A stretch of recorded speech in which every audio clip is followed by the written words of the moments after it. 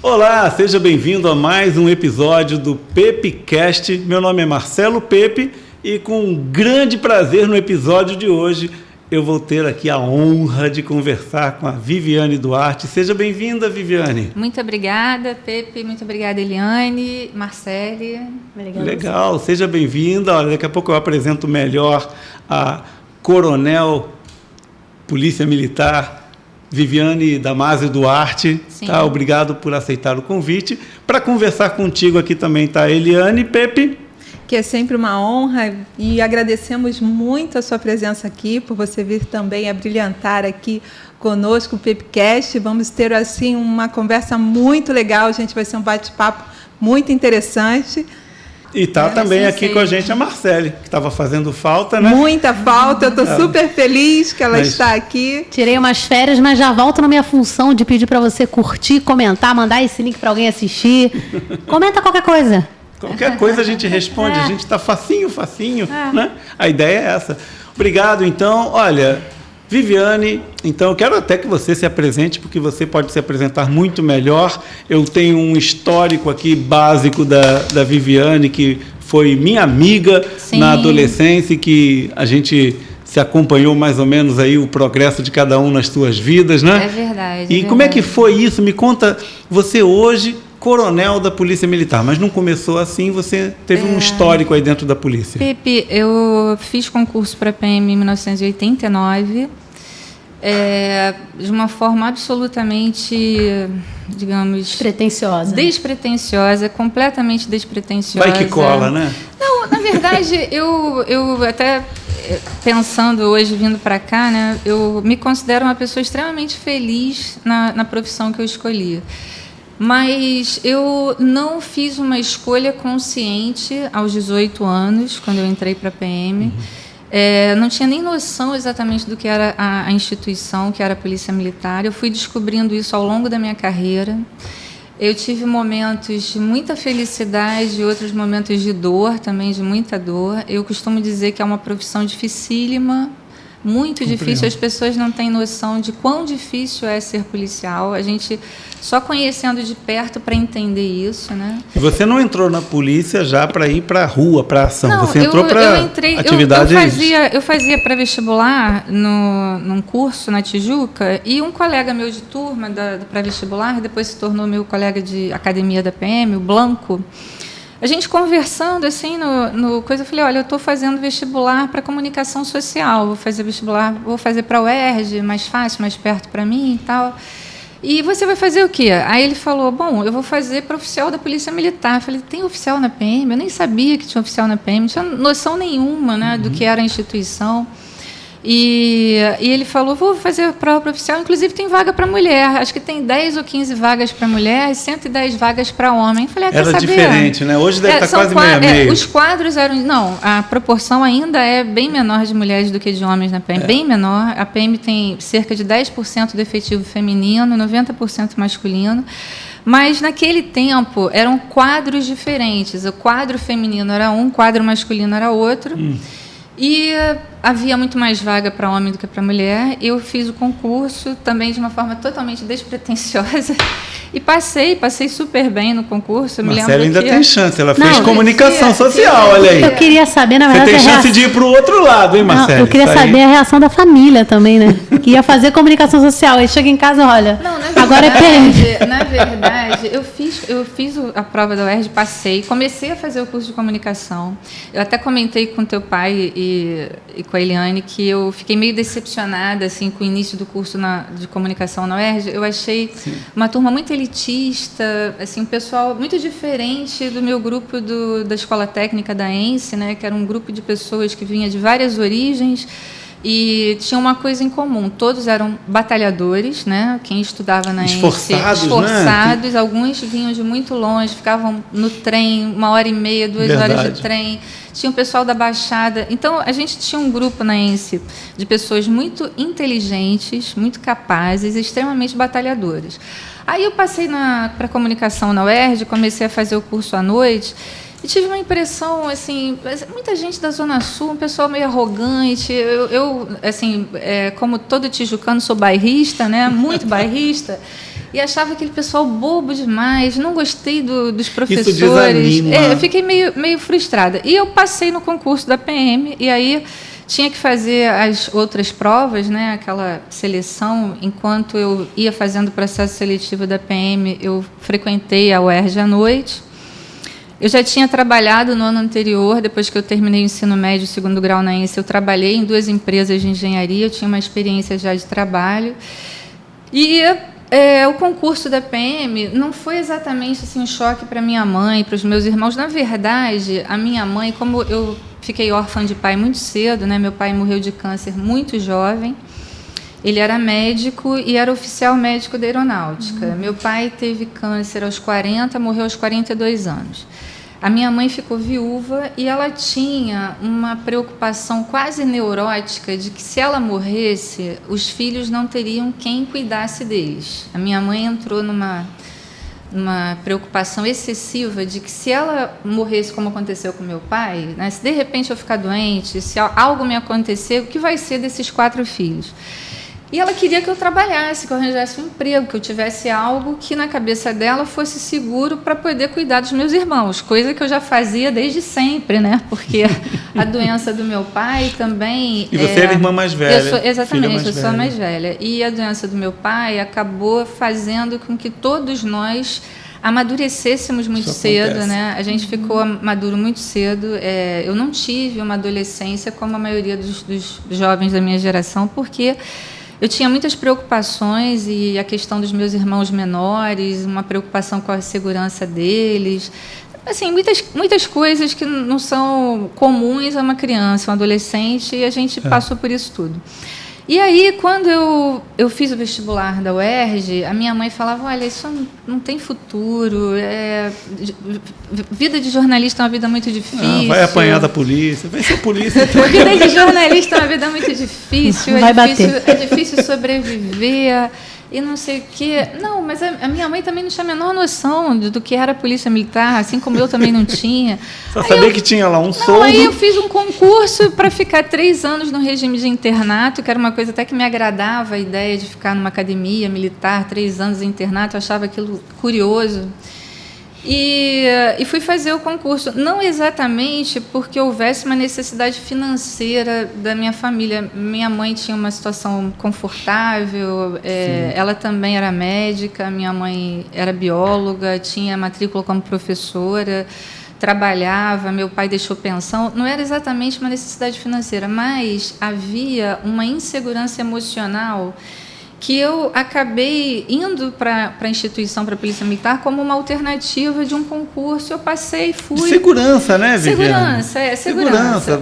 Mas eu vou dizer para você que hoje, como mãe, assim, eu jamais diria para o meu filho, a não ser que ele tivesse uma vocação verdadeira e muito óbvia para a carreira de policial, eu jamais diria para o meu filho assim: faça o concurso para a polícia, porque é uma vida duríssima.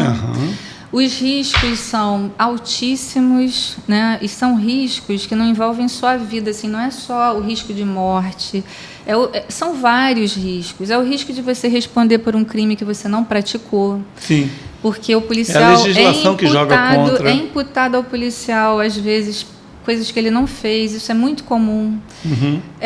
A rejeição que o policial sofre por parte da sociedade, que é uma coisa duríssima. Você conviver com essa rejeição, com esse ódio latente nas pessoas, né? Que olham o indivíduo fardado ali e entendem que ali não está um protetor, né? Está um inimigo.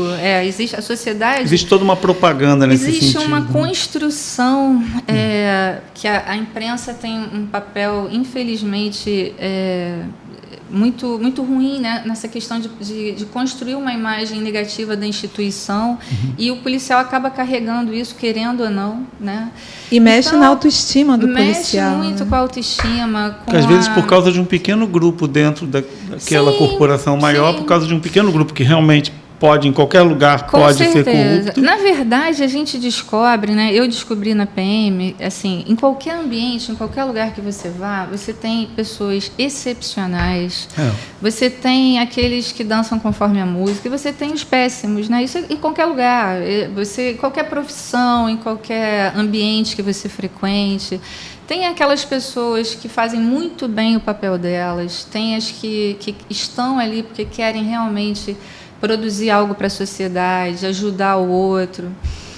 E tem os que não valem nada e que maculam a instituição, né? Isso está em qualquer lugar. A questão é que o policial militar ele é muito visível, né? Ele é a face mais visível do Estado, porque ele está fardado, ele está em todos os ambientes. Ele está, a gente tem a instituição é muito capilarizada, né? Ela está em todos os lugares. E eu disse no início, eu me descobri uma pessoa feliz na Polícia Militar com o passar do tempo, por entender que eu tinha um lugar na PM, apesar de eu não ser essa pessoa vocacionada para o trabalho policial. Como é que foi isso? Assim, para ser bem honesta, né? Bem honesta comigo mesma e com quem vai assistir.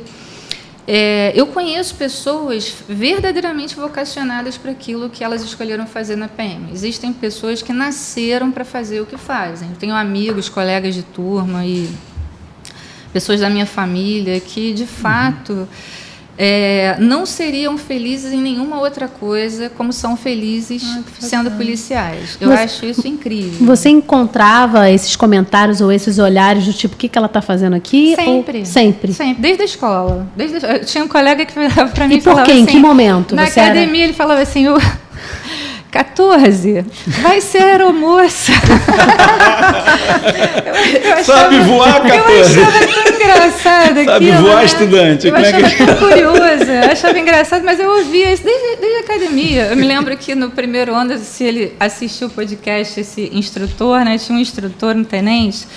Todo dia ele virava para mim e falava assim, poxa, eu perdi outra Coca-Cola hoje, porque todo dia eu aposto que você vai pedir desligamento. Pede para sair lá nesse nível. Todo dia eu aposto que você vai pedir desligamento, você não pede desligamento, todo dia eu perco um refrigerante por tua causa. Muito resiliente. Aí deu vontade de dizer, olha, escolhe outra pessoa para postar, porque eu não peço desligamento, nem me passa pela cabeça isso. Mas você tem um perfil administrativo, é onde você mais se destacou foi exatamente na administração, sim. não é? Na liderança. Sim. Né?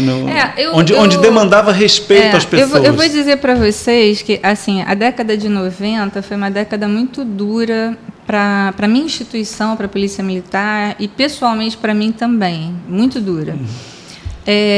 Primeiro, pela forma como a Polícia Militar é tratada, assim, as mortes de policiais são tratadas como uma coisa rotineira, como se você fez uma opção que envolve morrer, então morreu. Você já entrou morto ali, se viver é sorte. Se você viver, sorte sua, né? Se você não sair sequelado, se você não sair mutilado, sorte é sua. Então, a década de 90 foi muito dura, porque eu descobri bem no início da profissão, depois desses 3 anos de academia, eu saí aspirante, fui trabalhar no grupamento especial de proteção a turistas. Era um grupamento que estava sendo criado, que depois deu origem ao batalhão de policiamento em áreas turísticas.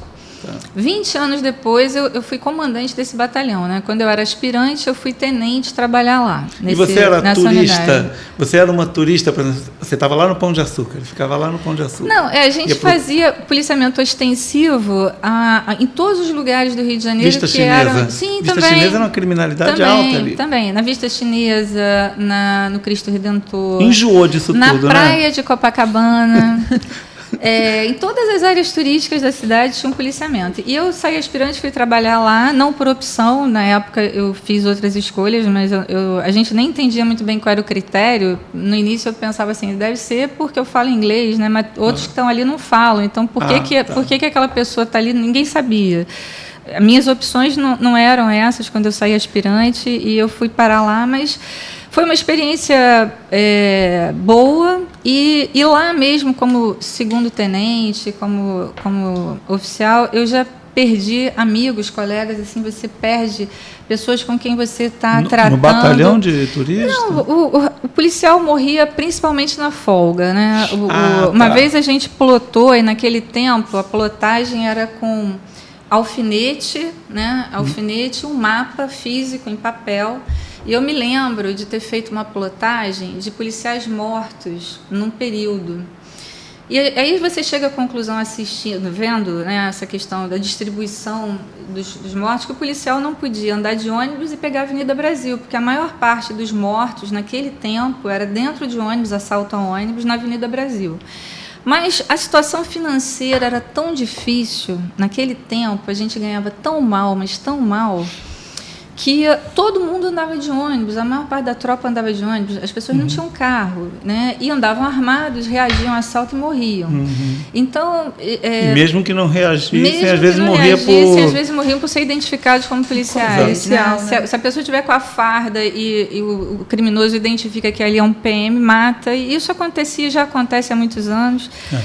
E eu sugiro até que depois vocês conversem mais detidamente com um oficial que tem um estudo sobre vitimização, que é o Coronel Cajueiro, um estudo muito interessante e com modelos matemáticos e com comparações em relação a guerras, sobre esse número de mortos e feridos que a PM do Rio de Janeiro tem, que não se compara à realidade de polícia nenhuma do mundo. Né? Se você quiser comparar qualquer país violento... Não, comparado até com uma guerra mesmo, sim, como do Afeganistão. Comparado com guerras. Né? O Coronel Mário até falou que os médicos, o Rio de Janeiro tem hospitais que tem médicos que cuidam de... São especializados em vítimas de guerra. Em vítimas de projetil de arma de fogo. De granadas. E dão aula para médicos de outros países por conta dessa especialização. Então, os policiais sempre... Foi um fato que eu comecei a conviver desde o início da carreira, de você ter o teu colega bem, saudável, conversando aqui contigo, no momento seguinte ele está morto. E você vai lá enterrar no Jardim da Saudade todo aquele aparato que o policial foi assassinado, e tenta consolar a família. Eu acho que talvez dos sepultamentos mais traumáticos, eu fui a tantos que eu não conseguiria listar aqui, mas eu lembro de um colega, né, meu veterano, que a morte dele até inspirou a história contada no Tropa de Elite. O filme conta a morte de um tenente. Sim. E a morte do tenente, de certa forma, foi inspirada na história dele. Eu me lembro que a coisa mais dura para mim na morte do Vega foi ver os pais dele no sepultamento, no cemitério, né, no Jardim da Saudade, porque ele era um rapaz de 20 e poucos anos, muito jovem, arrimo de família, alguém que ajudava o pai e a mãe, tinha um pai idoso já naquela época. E foi muito, muito traumático isso. E você vai na PM convivendo com essas perdas, né? Vai convivendo com um colega morto, baleado, que fica na cadeira de rodas. Gente muito jovem que tem a vida, às vezes ceifada, às vezes destruída mesmo pelo exercício da profissão. E o fato de que existe pouco reconhecimento da sociedade sobre isso é algo muito duro. A falta de reconhecimento, a falta de cuidado mesmo da sociedade, né? A gente vê a diferença de tratamento em outros lugares do mundo, que quando um policial é morto, é uma comoção, né? A forma como a sociedade se comporta, a forma como os governos se comportam em relação a isso. Assim, a distância é muito grande da nossa realidade. Essa valorização, esse respeito, a gente via Sim. isso nos Estados Unidos, até em Portugal também, na Europa. E uma das coisas que eu considero assim bonitas, talvez seja um pouquinho fora aqui do que você está falando, é na Itália, como é que os policiais andam fardados, aqueles carabinieri, né?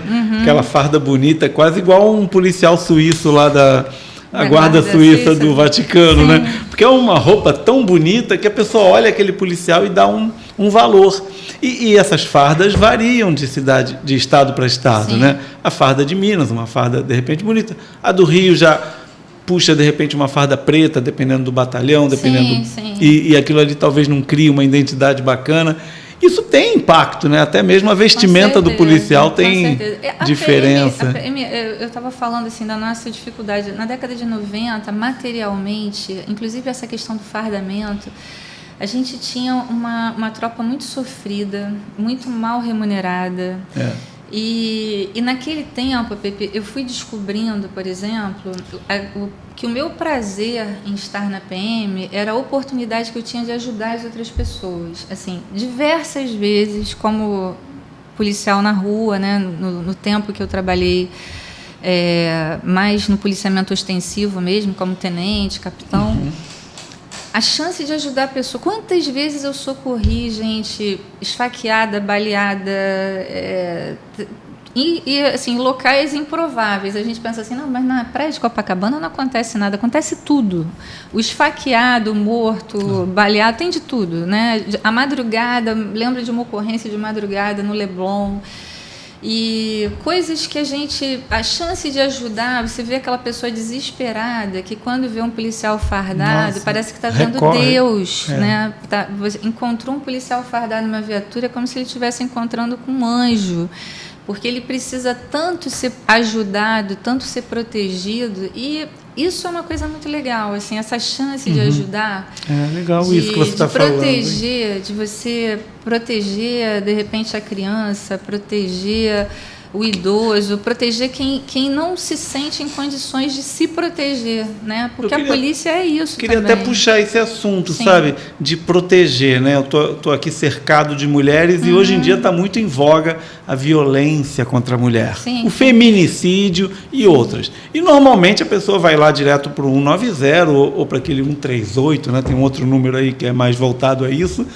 Aí a pessoa sofre uma violência doméstica, uma violência... A mulher sofre, vamos falar da mulher especificamente. Ela sofre uma violência, qualquer, uma tentativa, um assédio, e aí ela recorre. Ela tem essa proteção dentro da polícia, né? Sim. Claro, o policial vai lá para ajudar a resolver o problema, até para levar presa. Vocês já conhecem a Patrulha Maria da Penha. A Patrulha Maria da Penha, ela é um novo serviço que a Polícia Militar criou.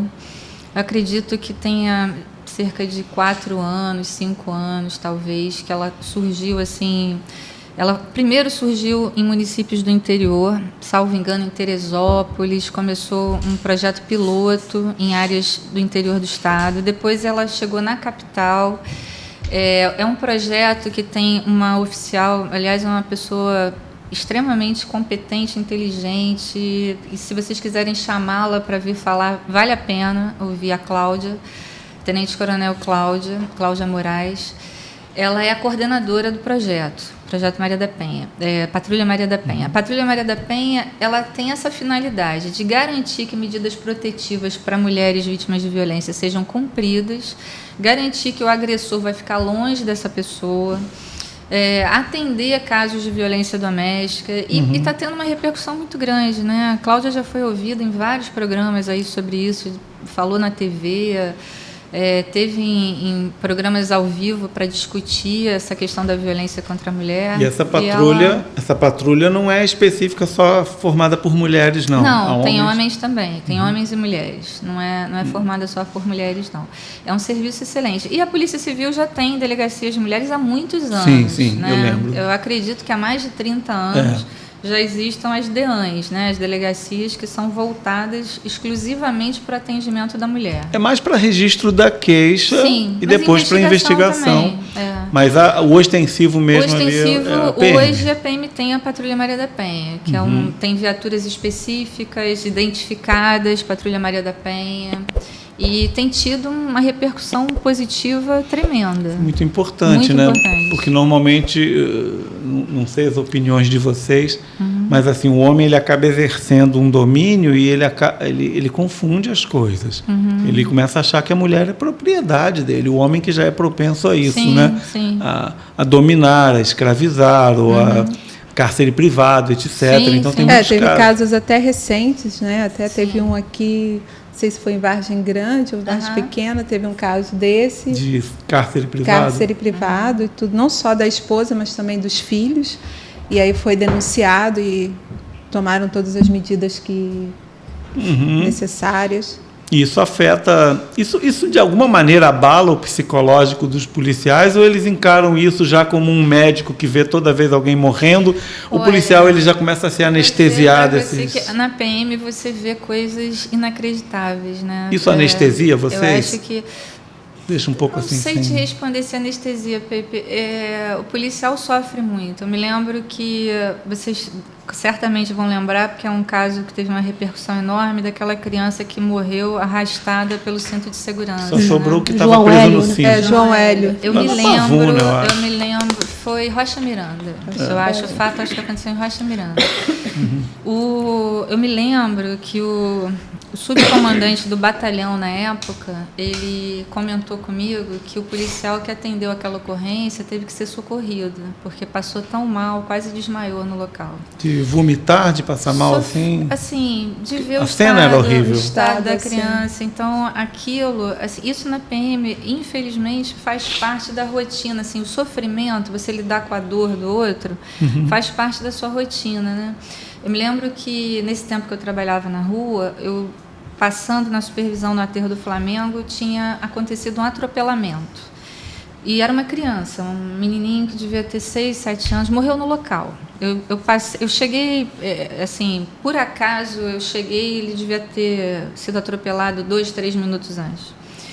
E pedi, claro, né, pelo rádio, bombeiro, pedi viatura de apoio da unidade da área, porque eu era supervisora da Zona Sul, eu estava voltando para o batalhão de choque, que esse grupamento turístico onde eu trabalhava, ele ficava dentro do choque, mas o serviço, o policiamento ostensivo era na Zona Sul, principalmente na Zona Sul. Então, eu estava voltando para o batalhão de choque, passei no aterro do Flamengo, tinha acontecido esse atropelamento. A criança era de um grupo de crianças que, naquele tempo, havia muito ali no centro da cidade, né? Aquelas crianças que eram moradores de rua. Sim. O bando deles, o grupo, atravessou, ele era o último e ele acabou atropelado. Uma criança pequena, bem pequena. Sim. E, assim, eu constatei ali, apesar de não ser médica, que a criança estava morta. E pedi o bombeiro demorou, aí começou a aglomerar, né? Porque as pessoas, elas querem ver a tragédia alheia. Isso é uma curiosidade minha. Elas querem ver a tragédia alheia. Aí eu não tinha um plástico para cobrir o corpo da criança. Eu peguei o que eu tinha, jornal, e comecei a cobrir o corpo do menino. E aí veio um sujeito lá, um idiota, né? E foi descobrir o corpo da criança. Aí eu falei, tira a mão do menino. Aí o sujeito quis discutir comigo que ele tinha o direito de ver a criança morta, assim, sabe aquelas coisas... É aquela pessoal que diz, pode ser alguém da família, é isso? Não, na verdade era curiosidade. Eu fico impressionado, às vezes a gente vê atropelamento. Ver a desgraça alheia. O cara diz, não sei, eu estou olhando ali que pode ser alguém que eu conheço. Ele anotou meu nome, disse que ia me processar, falou que era jornalista. Eu lembro disso porque eu fiquei com tanta raiva. Você falou, saí dessa. Eu fiquei com tanta raiva do que o cara fez, mas tanta raiva. E, assim, a dor, né, ela se torna uma rotina. É um fato. A dor na PM se torna uma rotina. Socorrer o colega baleado, socorrer a vítima na via, né, vira uma rotina. E que é uma vida, você falou rotina, é a palavra que se contrapõe à nossa... A gente não tem essa rotina, então a gente está vivendo aqui, tranquilo, entra no carro, volta para casa, a gente faz 300 vezes no ano, a gente faz a nossa rotina, que é totalmente fora da criminalidade, e a rotina do policial militar é estar o dia inteiro vendo 2, 3, 4, 5... E a expectativa da própria morte, que eu acho que é uma outra questão, né? Está sempre no fio da navalha. Você ter a expectativa de que você pode ser vítima também, né? Claro. E se o cara pensar nisso todo o tempo, ele não vai trabalhar. Se o policial... Eu lembro de uma vez que um colega comentou, né? O 22º Batalhão teve um período que praticamente morria um policial por semana, 2. É aquela unidade de uma unidade que fica ali na linha vermelha, é o Batalhão da Maré. Sim. E aí eu me lembro que eu fui na assunção de comando do meu marido, né? Ele assumiu o batalhão e eu tinha um colega de turma, um major da minha turma, que era o P3 de lá, era o oficial de planejamento. Aí ele falou assim, Viviane, aqui a gente está convivendo tanto com a morte e os policiais feridos, e o cara perde um membro, toma um tiro na cabeça, perde a visão. além dessa questão de você precisar se dessensibilizar, se você não fizer um exercício de se dessensibilizar, não vai aguentar. E aí ele estava me dizendo que na semana anterior, um policial tinha perdido o colega dele da viatura, o colega foi morto, o policial virou para ele e falou assim: Major, pode me prender, não vou para a rua. Pode me prender, não vou sair, vou ficar aqui onde eu estou. Não vou para a rua. Pela minha vida. Não vou para a rua. Aí, você fica numa saia justa, né? Diz assim, tudo bem, olha, vou te encaminhar lá para o setor de psicologia, você vai ser atendido, né? Não vai prender o policial, até à luz do regulamento poderia. Sim, claro. Porque ele está no momento ali de insubordinação, né? Mas você tem que compreender que aquela pessoa emocionalmente abalada, passou por uma situação de estresse pós-traumático tão grave, e isso em qualquer outra polícia do mundo com uma realidade diferente dessa daqui, vamos imaginar até cidades grandes do mundo que tem vítima policial, que acontece do policial ser vitimado, Los Angeles, qualquer outra cidade grande dessas aí. Existe um afastamento por estresse pós-traumático para você garantir que aquela pessoa não vai surtar.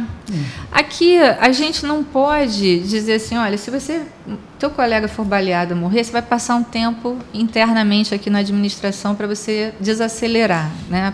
Não dá, porque senão não vai ter efetivo. Não vai ter mais ninguém. Não vai ter efetivo. Que todo mundo tem algum colega que já foi vitimado. Se a PM for levar muito a sério essa questão do afastamento por estresse pós-traumático, não vai ter ninguém na rua. Né? Não vai ter efetivo, porque isso é a rotina da instituição. Teu colega baleado, teu colega morto, teu colega ferido, é uma realidade terrível. E, assim, eu acho que há uma coisa que a gente conhece pouco, e conhece pouco justamente porque a mídia não mostra, né? É o heroísmo que existe sempre na PM, que as pessoas não enxergam.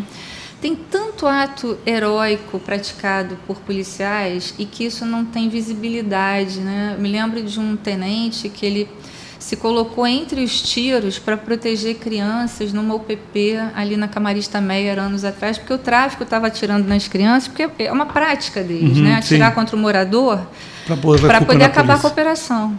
Botar a culpa na PM, acabar com a operação. E aí me falaram, né? Olha, o tenente entrou na frente. Isso tem Acreditando no colete, é isso? Eu acho que o instinto falou mais alto. Foi o instinto, o instinto falou mais alto. Nem foi treinamento, não. Eu acho que é porque essa questão do verdadeiramente... Porque o PP é isso, né? O PP cria esse vínculo com a comunidade mesmo, né? O PP porque tinha opera essa ideia. Dentro, né? Opera dentro da favela. E assim, e como esse, tem outros tantos, e as pessoas nem sabem. São partos que são feitos às vezes, né? Que o policial hora, às vezes tem algum treinamento para aquilo.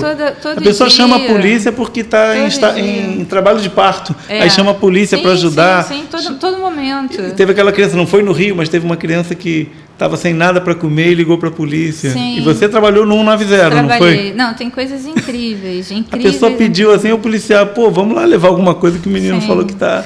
Tem um relato, assim, falando sobre essa questão de heroísmo, né? Tem um relato de um policial que ele teve a perna amputada numa explosão de granada numa daquelas comunidades do Complexo do Alemão. E ele está reformado, hoje nem mora mais no Brasil, está em Portugal.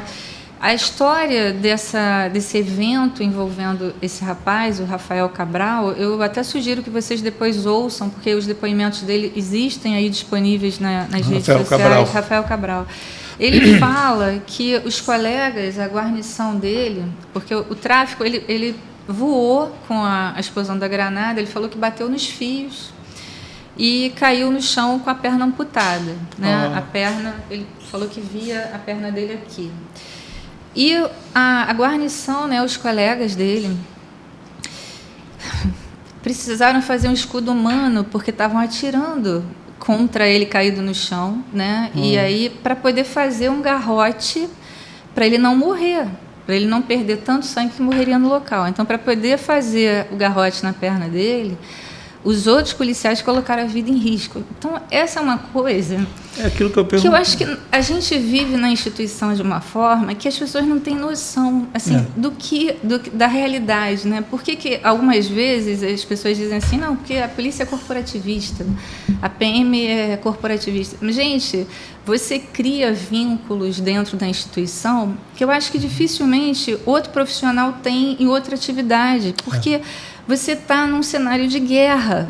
Nesse cenário de guerra, assim como o militar está no Afeganistão tendo que proteger a vida do colega, a gente vive um cenário de guerra dentro de uma cidade como é a nossa, no Rio de Janeiro, com áreas conflagradas onde a polícia não entra, e quando entra é recebida a tiro de fuzil.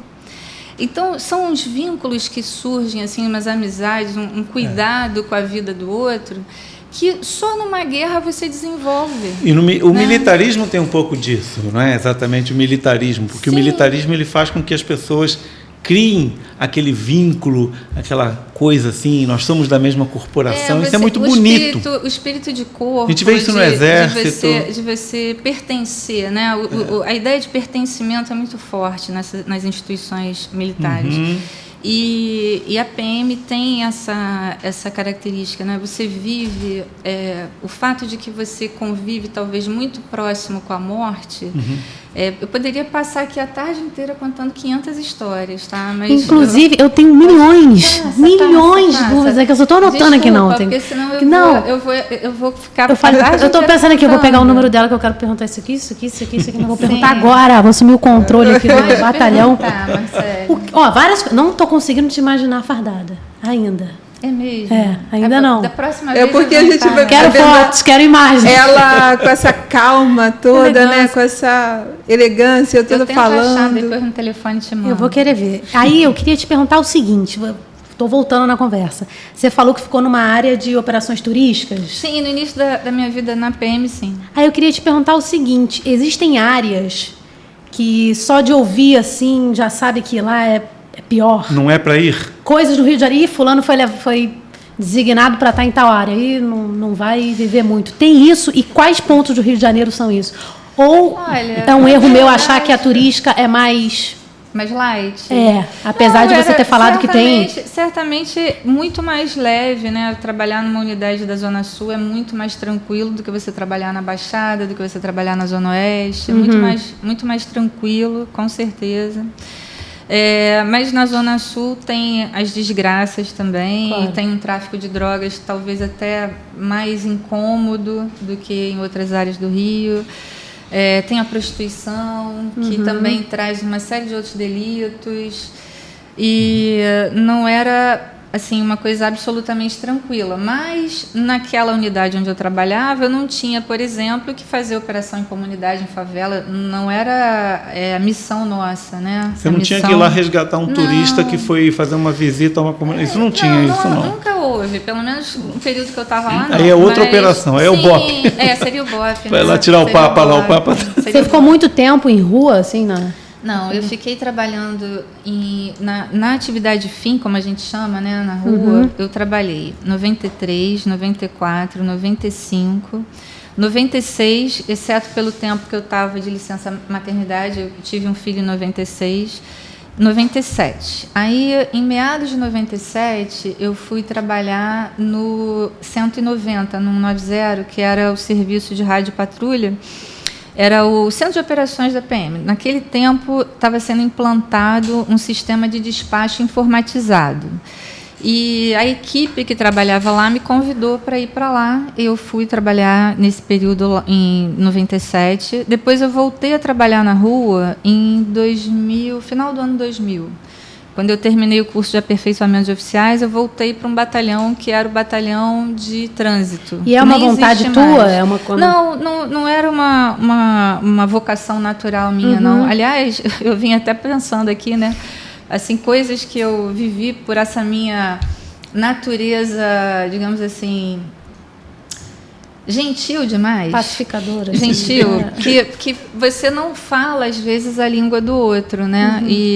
Na PM existe uma necessidade de alguma força. As pessoas querem chamar o policial de truculento, mas, na verdade, se você não tiver uma certa dureza... A voz de comando. Não, a tropa, eu sempre lidei muito bem com ela. Eu não tive nenhuma dificuldade com a tropa, mas a população... Eu me lembro que nesse tempo que eu voltei a trabalhar num batalhão de rua, né, que foi entre 2000 e 2002, eu trabalhei no batalhão de trânsito. E aí, num serviço de carnaval, aconteceu uma coisa muito engraçada, curiosa, né, só para exemplificar o que eu estou dizendo. Eu estava de serviço no quartel de oficial de dia, eu acho, permanência, não ia para a rua naquele dia. E tinha um tenente na rua de supervisão. Era uma quarta-feira de cinzas, me lembro bem disso. A nossa comandante era uma major na época, logo depois ela foi promovida, tenente-coronel, uma major excepcional comandante, a Siciliano. Era a primeira mulher comandante de unidades assim, operacionais, né? Ela é mais antiga, ela é de uma turma bem anterior à minha. E aí ela me ligou e falou assim: Viviane, a Sete Rio está me ligando, até agora vocês não abriram a Presidente Vargas. Era tipo 12:30, 1h, tinha que abrir 12:00 a Presidente Vargas, porque ela fica com uma faixa, das 4 faixas, a faixa mais próxima ao Sambódromo, ela fica interditada. Vocês não abriram até agora, o que houve, não sei o quê. Eu falei: comandante, espera aí que eu vou verificar. E chamei no rádio o tenente que estava responsável por abrir a Presidente Vargas. Eu chamei no rádio, o cara não respondia. Eu falei: meu Deus. A responsa do cara é hoje eu que abro o Presidente Vargas. Estava lá no samba. O tenente não tinha aberto a Presidente Vargas e não respondia o rádio. Eu falei: putz, grilo. Aí chamei e fui lá ver quem é que estava no quartel, né? Tava eu, o cara do rancho, um policial na guarda. Aí tinha uma sargento. Eita, caiu aqui a Presidente Vargas. Tinha uma deixa. Meu colete. De serviço lá comigo. Aí eu falei para ela assim: vamos lá abrir a Presidente Vargas, que a comandante está cobrando, e eu não consigo contato com o tenente. Aí a sargento, gente boa também demais, ela falou assim: mas capitão, eu não dirijo. Eu falei: bom, então eu vou dirigir e você vai de comandante. Aí fomos as duas na viatura, né? Eu e essa outra policial feminina, a sargenta Denilza, gente boníssima. Chegamos lá para abrir a Presidente Vargas. Só que, deixa eu tentar explicar. A Presidente Vargas, ela era fechada desde lá de cima, da saída do viaduto que vem da Francisco Bicalho. Ela era fechada. E desviada. E o trânsito desviado. Então, eu tinha que avisar para as pessoas que estavam ali, algumas centenas ainda, dormindo, embriagadas, centenas de caixas de cerveja, vendendo água, e não sei o quê. E nego dormindo bêbado na rua. Explicar o seguinte: olha, eu tenho que reabrir a pista, o ônibus vai passar aqui. Aí eu ia lá, buzinava, apertava a sirene da viatura e avisava: olha, a gente vai reabrir as pistas, tá? Aí o cara, PM, não sei quem, me xingava: sai daqui, não sei o quê. Eu e a Denilza, né? E vamos, a gente vai reabrir aqui a pista. Olha, os ônibus vão passar aqui, vocês vão acabar sendo atropelados, não sei o quê. Nisso chega o tenente. O tenente chegou. O tenente, junto com o motorista dele, um cabo, tamanho daquela porta. Aí o cabo vira para mim e fala assim: a senhora está tendo alguma dificuldade aqui, capitão, para tirar esse povo? Eu falei: olha, eu estou explicando que a gente vai reabrir as pistas. Existe uma linguagem para isso, né? Essa doçura. Os ônibus vão passar e essas pessoas estão no meio do caminho, elas vão ser atropeladas. Ah, peraí, que a senhora não explicou da forma certa. A senhora não explicou da maneira correta. Aí, assim, com alguns pontapés, umas bastãozadas e uma fala mais dura, em 2 minutos não tinha mais ninguém na Presidente Vargas. E aí eu chegava à conclusão: realmente eu não falo a língua, eu não falo essa língua, né? Eu não era uma questão assim de você não gosta de... Não, é que existe um perfil, né? Existem mulheres muito boas nisso. Eu tenho que fazer uma ressalva aqui. Sim. Claro. Eu conheci oficiais femininas, talvez até muito mais duras e grosseiras, né? Assim, grosseiras dentro da necessidade de... Da linguagem adequada. Eu conheci várias excelentes em fazer isso, né? Outro dia eu estava assistindo uma imagem, eu não sei se vocês viram, não foi outro dia, deve ter uns 2 anos, teve uma briga no São Januário de torcidas. Eu não sei, eu percebo porque o meu olhar é muito mais atento a isso. Várias policiais femininas separando briga da torcida. E bastãozada na cabeça, porque não tem como você dizer assim, não brigue, né? Não funciona assim. Gente, né? deixa disso. Não, por favor. Vocês nunca foram de brigar. Vai pra casa. Abraça, quero um abraçando o outro. Pede desculpa pro amiguinho. Igual você faz com seus filhos. Não, para de brigar. Isso não funciona assim, né? Briga de torcida, a pessoa separa batendo mais ainda. Devia ser botafoguense. Eu acho que ainda é tão sangue bom. Eu lembro que eu vi a imagem e falei assim, gente, as policiais, coitadas, apanhando também, né? Apanhando também, mas batendo com vontade. Então, não é porque é mulher, eu acho que existem mulheres muito habilidosas e vocacionadas para esse exercício operacional da polícia, eu tenho certeza disso.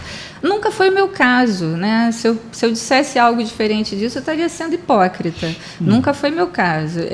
Eu acho que eu encontrei, e foi mais ou menos nesse tempo que eu trabalhava no batalhão de trânsito, que um dia me aconteceu algo que foi de Deus, assim, foi Deus falando comigo. Eu vivia muito angustiada por várias razões, que eu acho que nem é o caso de dizer aqui, mas assim, uma insatisfação com a minha carreira, insatisfação com a vida pessoal. A gente passa fases assim. Eu tive problemas pessoais difíceis. Eu tinha terminado uma faculdade na época, né? Eu tinha concluído, eu fiz História na UERJ, terminei a faculdade acho que em 99.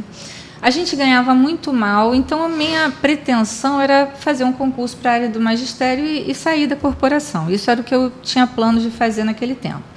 E fiz alguns concursos. Aí, um dia, eu estava na minha sala, né? Eu fiquei lá naquele batalhão um período como chefe da P1, que é, digamos assim, o recursos humanos de uma empresa privada.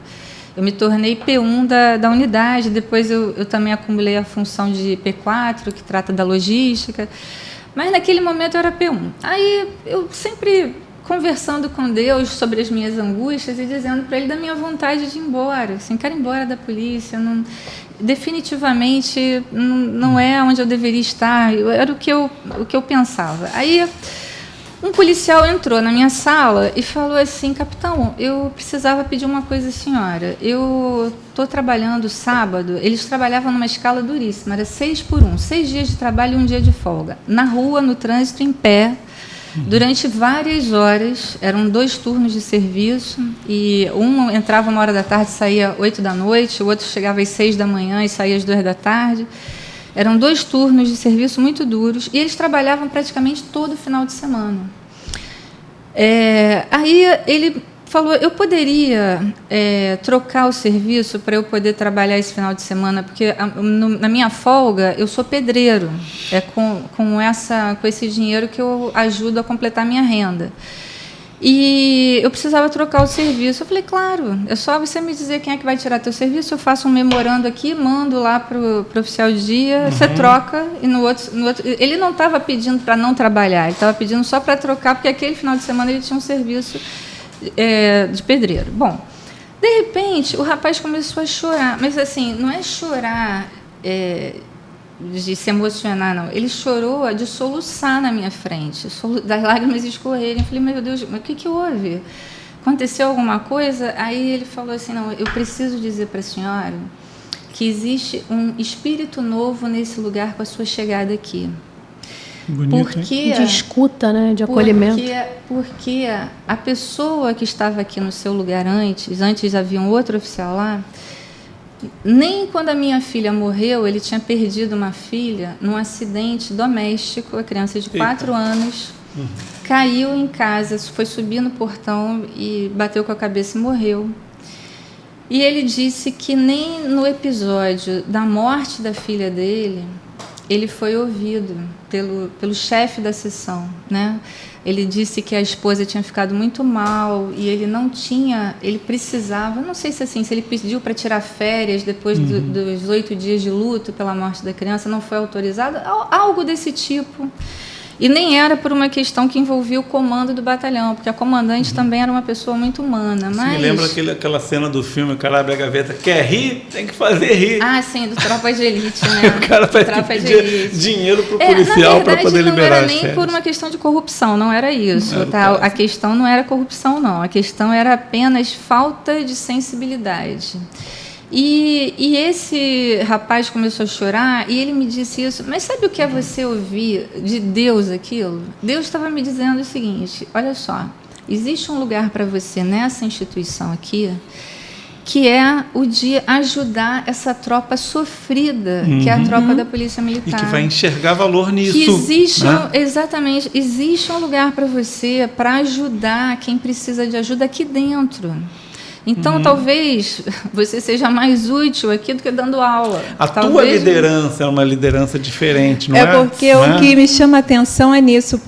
Você pegou, você está ali dentro, você sabe as dores, você conhece, você realmente vê quanto sofrimento, porque é um trabalho difícil e duro. E não tem quem realmente dê um afago, estenda a mão e fala, eu te entendo. E quando você mencionou que trabalhou em passou na instituição, sim, você passou por vários locais, e em todos os lugares que você passou, você realmente fez a diferença. Assim espero. Você foi observado porque você olhou para as pessoas e mostrando assim, olha, gente, é possível. É possível, eu sei da sua dor, eu sei que é difícil. Você humanizou, né? Humanizar. E na questão da autoestima. Porque percebe-se que, como não tem esse reconhecimento que deveria ter da sociedade, desse trabalho tão forte que o PM faz, que a polícia realmente faz, ela não tem esse reconhecimento da sociedade, eu vejo que é uma coisa muito forte dentro de você, olha, o trabalho de vocês tem valor. Vocês têm valor. Sim. Já que não tem uma voz, você foi essa voz lá dentro, é essa voz. Igual você está falando aqui, né? Quantas pessoas estão ouvindo isso que você está falando? E outra coisa também, né? A gente não tem medo de ser criticado por isso, porque para muita gente você entende como fraqueza, né? Ser bom é fraqueza. Para muita gente você ser frágil, ser alguém disponível para ouvir, é fraqueza. E, na verdade, eu acho que em várias ocasiões na minha vida, eu precisei agir com dureza e agir, né? Nas vezes em que eu precisei ser dura, ainda que não seja muito da minha natureza isso, mas às vezes que eu precisei ser dura, eu fui. Nessa mesma unidade que esse fato aconteceu, um dia, eu estava fazendo uma sindicância e a pessoa que estava sendo ouvida na sindicância, quando ela percebeu que não me comovia chorando e contando mentiras, né, que eu entendi o que tinha acontecido e de fato aquela pessoa era o cara realmente era um criminoso, esse policial. Ele tentou te manipular com mentiras. Não, ele me ameaçou mesmo, assim, francamente. Ele falou assim, olha, capitão, eu sei que a senhora vem de ônibus, desce aqui na Presidente Vargas. Eu falei, olha, deixa eu te falar uma coisa. Os bandidos de farda. Eu falei assim, olha, deixa eu te falar uma coisa, não tenho nenhuma preocupação com isso. Se você vai fazer alguma coisa, você não vai... Assim, a minha tranquilidade de morrer é tremenda. E terminei a sindicância. Então, aquela coisa de que você... por ser uma pessoa legal, assim, quer ajudar o outro, vai ser entendido. Né? É mal interpretado. Eu acho até que é preciso ter muita coragem para você defender o outro. Sim. É preciso ter muita coragem para defender aquele que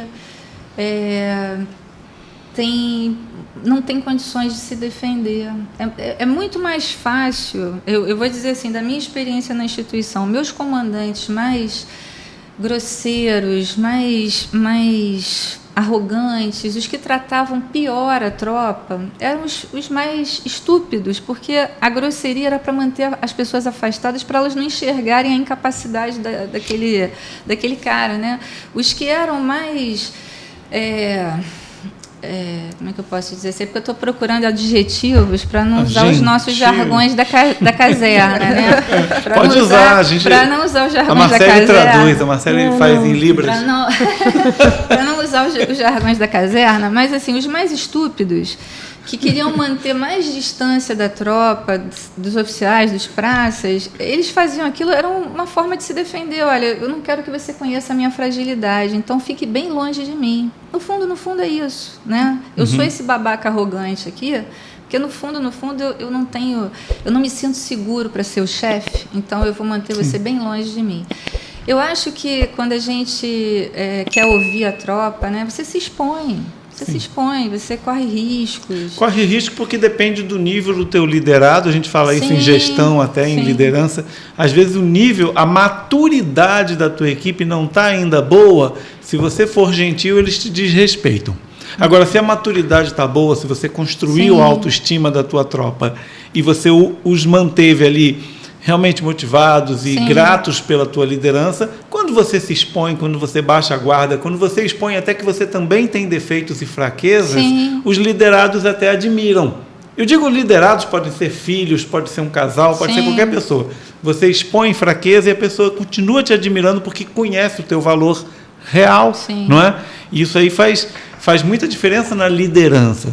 Aí puxando, em falar em liderança, puxando aquela história do hospital, quer dizer, você recebeu um convite para ir liderar, para ir... Na verdade, eu não recebi um convite, Como é que foi eu isso? recebi uma determinação. Eu fui nomeada diretora do hospital. Sem ter experiência na área de saúde? Nenhuma. A não ser a genética. Não funciona assim, olha, você gostaria... Eu ia perguntar isso, essa mudança de áreas ou de locais, tanto para trabalhar na rua como uma coisa mais administrativa. Quem decide? Não existe falar não para isso? O comando decide, né? É uma missão dada, missão cumprida. Mas a decisão, vou te cortar de novo, é baseada em quê? Na personalidade da pessoa, no histórico? Eu acho que o histórico, algumas vezes, né? Eu tenho colegas de turma que a vida inteira trabalharam em batalhões operacionais e só comandaram unidades operacionais porque eles têm aquele perfil que diz, olha, esse cara é talhado para aquilo ali. Existem outros, né, como é meu caso, eu passei alguns anos trabalhando na rua e passei outros tantos trabalhando administrativamente, que as unidades que eu comandei, com exceção do batalhão de turismo, que eu fiquei alguns meses lá como comandante, e talvez também porque eu já tivesse passado por lá como tenente, né? Eu trabalhei a maior parte do meu tempo em diretorias administrativas, eu trabalhei na assistência social da PM, na diretoria de nativos e pensionistas. Passei um período de 2 anos na Secretaria de Segurança, que depois a gente vai falar sobre a questão do câncer de mama. Eu descobri que eu estava com câncer nesse tempo em que eu estava na Secretaria de Segurança. E eu saí da diretoria de nativos e pensionistas e fui nomeada diretora de um hospital. Não foi exatamente um convite, nem uma consulta. Do nada. Não foi nem convite, nem consulta. Mas eu te pergunto assim... Uma determinação. Você, por estar em atividades de gestão, né? Não vamos chamar de atividade administrativa, até parece que está diminuindo o policial. Quando você vai para o escritório, né? Quando não é um bom policial. Verdade, o filme americano tem isso, né? A atividade meio é muito importante, porque ela garante a atividade fim, né? Se você não tiver uma excelente logística na instituição, não tem viatura para o cara fazer policiamento ostensivo, não tem comida, não tem farda. Mas o que eu te pergunto, praticamente afirmando, mas é uma pergunta, é que você deve ter tido muitos treinamentos, cursos, enquanto você estava na área administrativa, tem um curso aqui... Sim, na verdade, a PM oferece muitos cursos, sim. Hoje oferece mais. A gente tem uma instituição hoje muito, muito mais bem administrada. Eu digo, hoje, nos últimos 15 anos, talvez... Assim, essa instituição que eu estou há 32 anos, ela era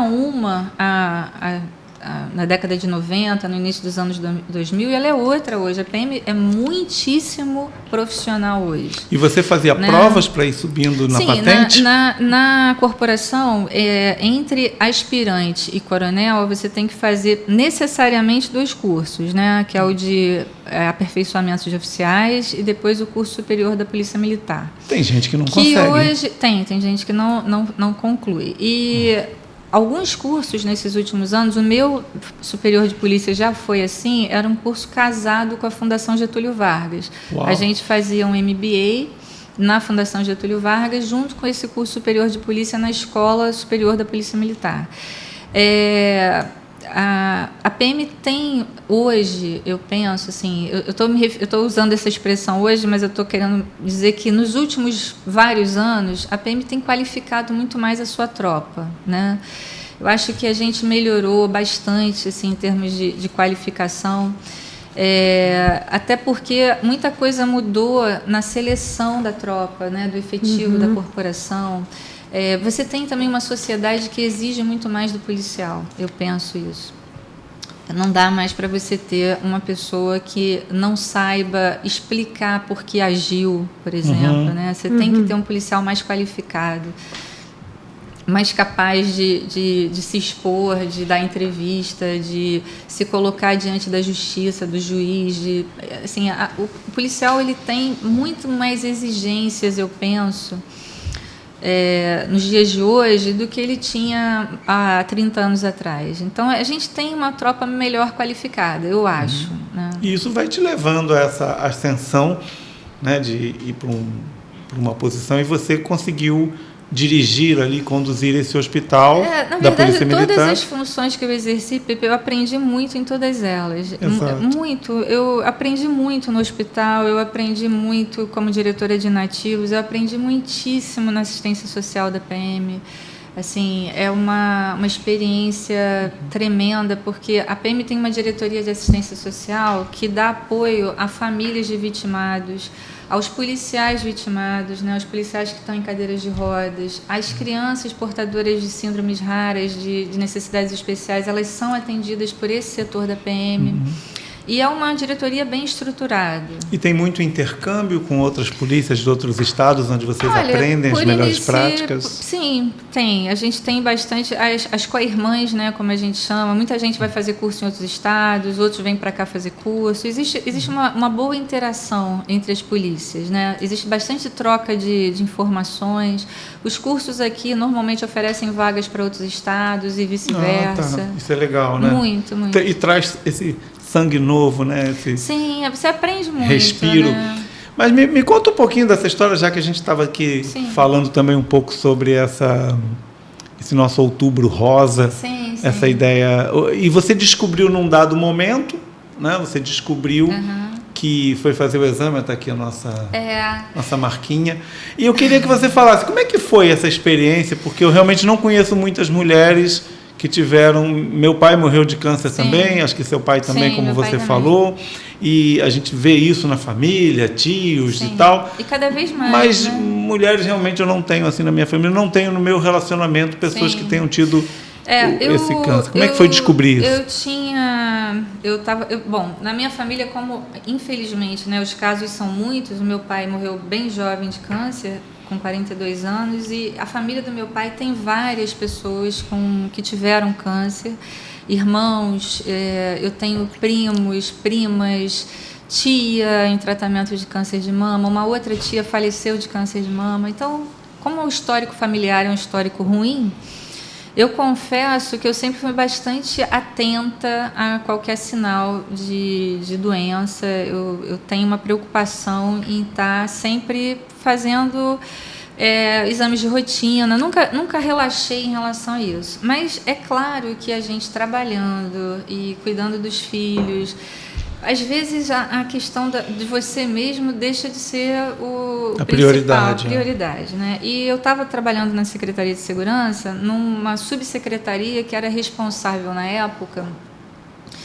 pela segurança dos grandes eventos. Ela era coordenadora, na verdade, porque a segurança é feita pela Polícia Militar, pela Polícia Civil, pelas Forças Armadas, pela Guarda Municipal. A segurança ela era planejada e gerida pelos órgãos, mas a Secretaria de Segurança tinha uma função de coordenar esse planejamento.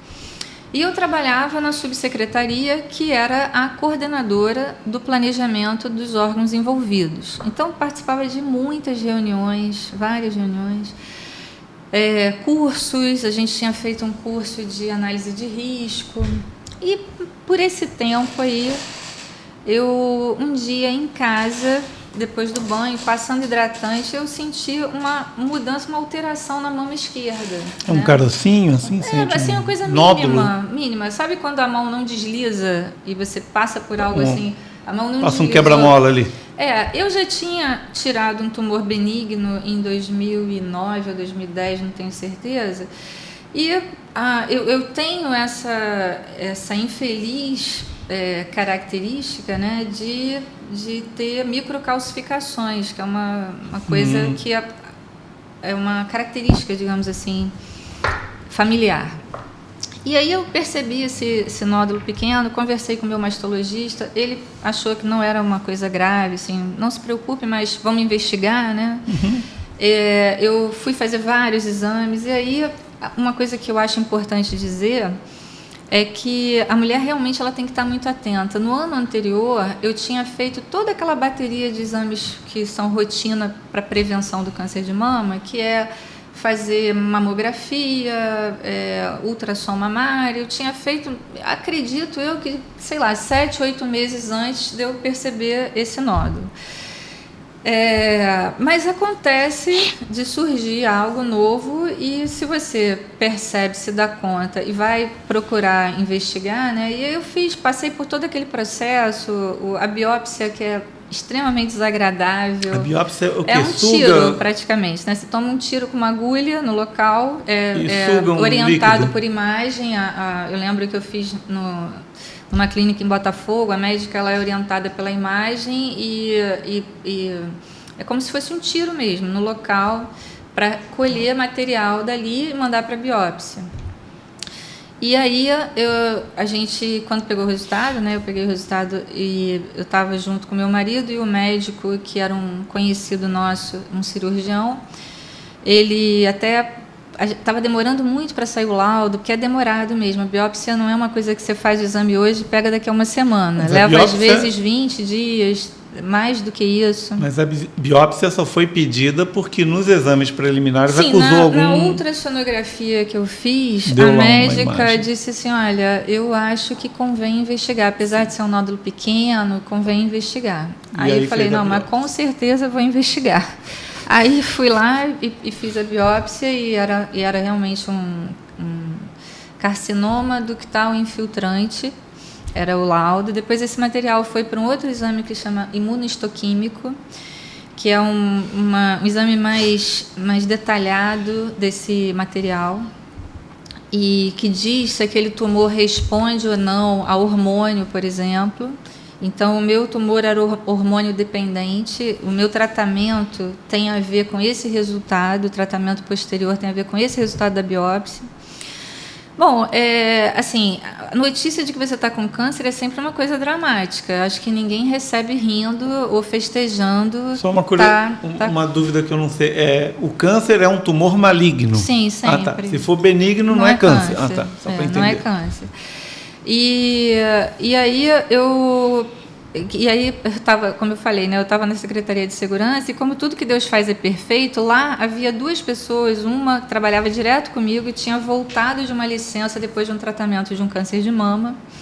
E no caso dela tinha sido uma coisa bem grave, ela tinha feito uma mastectomia, ela tinha passado por um tratamento duro, pesadíssimo, e estava voltando, ela tinha pouco tempo que tinha voltado ao trabalho, ela trabalhava direto comigo, lá na minha sessão, e uma pessoa até que eu gosto muito, assim, extremamente vibrante e muito positiva, e ela tinha voltado de licença, a Osana, e tinha uma amiga minha, da minha turma da PM, que trabalhava na secretaria, que tinha também tratado há pouco tempo um câncer linfático. Então, eu conversei com elas e, como eu tinha plano de saúde, né, eu decidi fazer o tratamento pela Unimed, procurei o médico que essa minha amiga me indicou, médico excepcional, Dr. Roberto Gil, assim, um oncologista maravilhoso.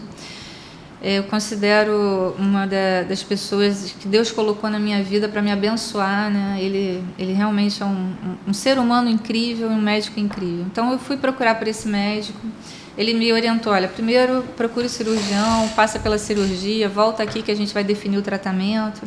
Cirurgia é o quê? Mastectomia ou não, cirurgia? Não necessariamente. Na época, que... eu ouvi vários cirurgiões, porque eu estava tentando decidir o que eu ia fazer. Pensei que era só quimioterapia ou alguma coisa assim. Não, tinha que retirar realmente o nódulo. Aí eu não fiz a retirada da mama, eu fiz a retirada do quadrante. Mas é uma questão complexa, porque alguns médicos acham que é até melhor você fazer a retirada da mama e substituir por prótese. Outros acham que não é uma coisa radical demais.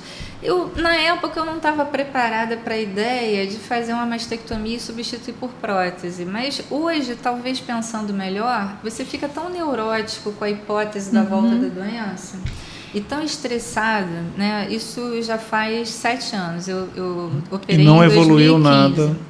Mas cada vez que eu tenho que fazer aquela bateria de exames a cada 6 meses para verificar... a cada 6 meses? A cada 6 meses eu tenho que passar por uma bateria... Inclusive agora mesmo eu tenho que passar pela bateria de exames, porque eu tenho consulta no oncologista em novembro. Então eu tenho que passar por aquele monte de exames. Isso é tão estressante. E qualquer coisa que te aconteça, você acha que é câncer, né? Eu estava muito cansada no final do ano passado, um cansaço extremo. Aí acha que é. Você acha que é câncer. Perdi peso, tinha mais a ver com onde eu estava trabalhando, talvez, do que com qualquer outra questão. E aí eu estava muito abatida, cansada, e assim, a sua cabeça já trabalha para a hipótese de que você pode estar doente, né? Pode ser alguma coisa mais grave. Eu até gostaria de não agir dessa forma, eu queria muito não pensar assim, mas eu acho que também por conta da minha história familiar... eu acredito por isso, teu histórico familiar. A história da família, você acaba acreditando que você está doente e precisa correr atrás e descobrir o que tem. Mas aí eu fiz o tratamento e eu voltei a trabalhar muito rápido, porque eu fui convidada para ir para essa diretoria de nativos e pensionistas. Eu estava fazendo radioterapia quando eu voltei a trabalhar. Inclusive, uma médica, minha amiga, falou assim: Viviane, eu não suspenderia a tua licença para você voltar a trabalhar, não. Você não sabe o que você está fazendo, você vai ficar exausta. E a radioterapia era às 6 horas da manhã em Botafogo, porque era o horário que eu conseguia encaixar, então eu tinha que sair de madrugada para fazer a radioterapia.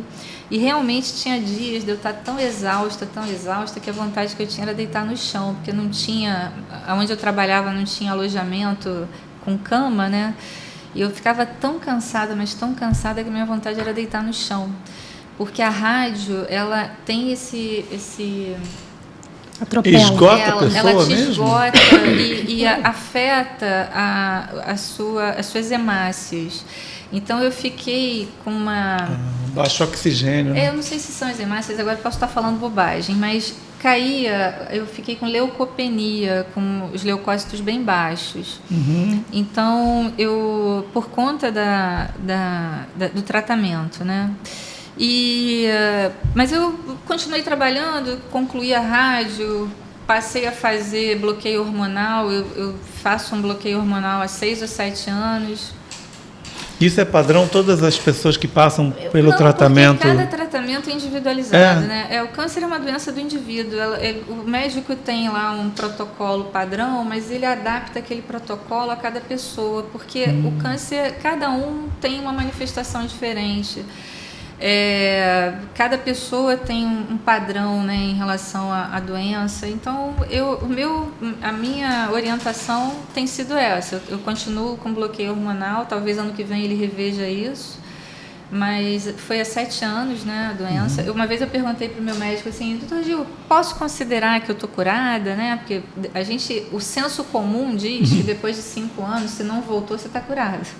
Aí ele falou assim: olha, considerando que é câncer de mama, não, porque existe uma coisa chamada estadiamento tardio, né?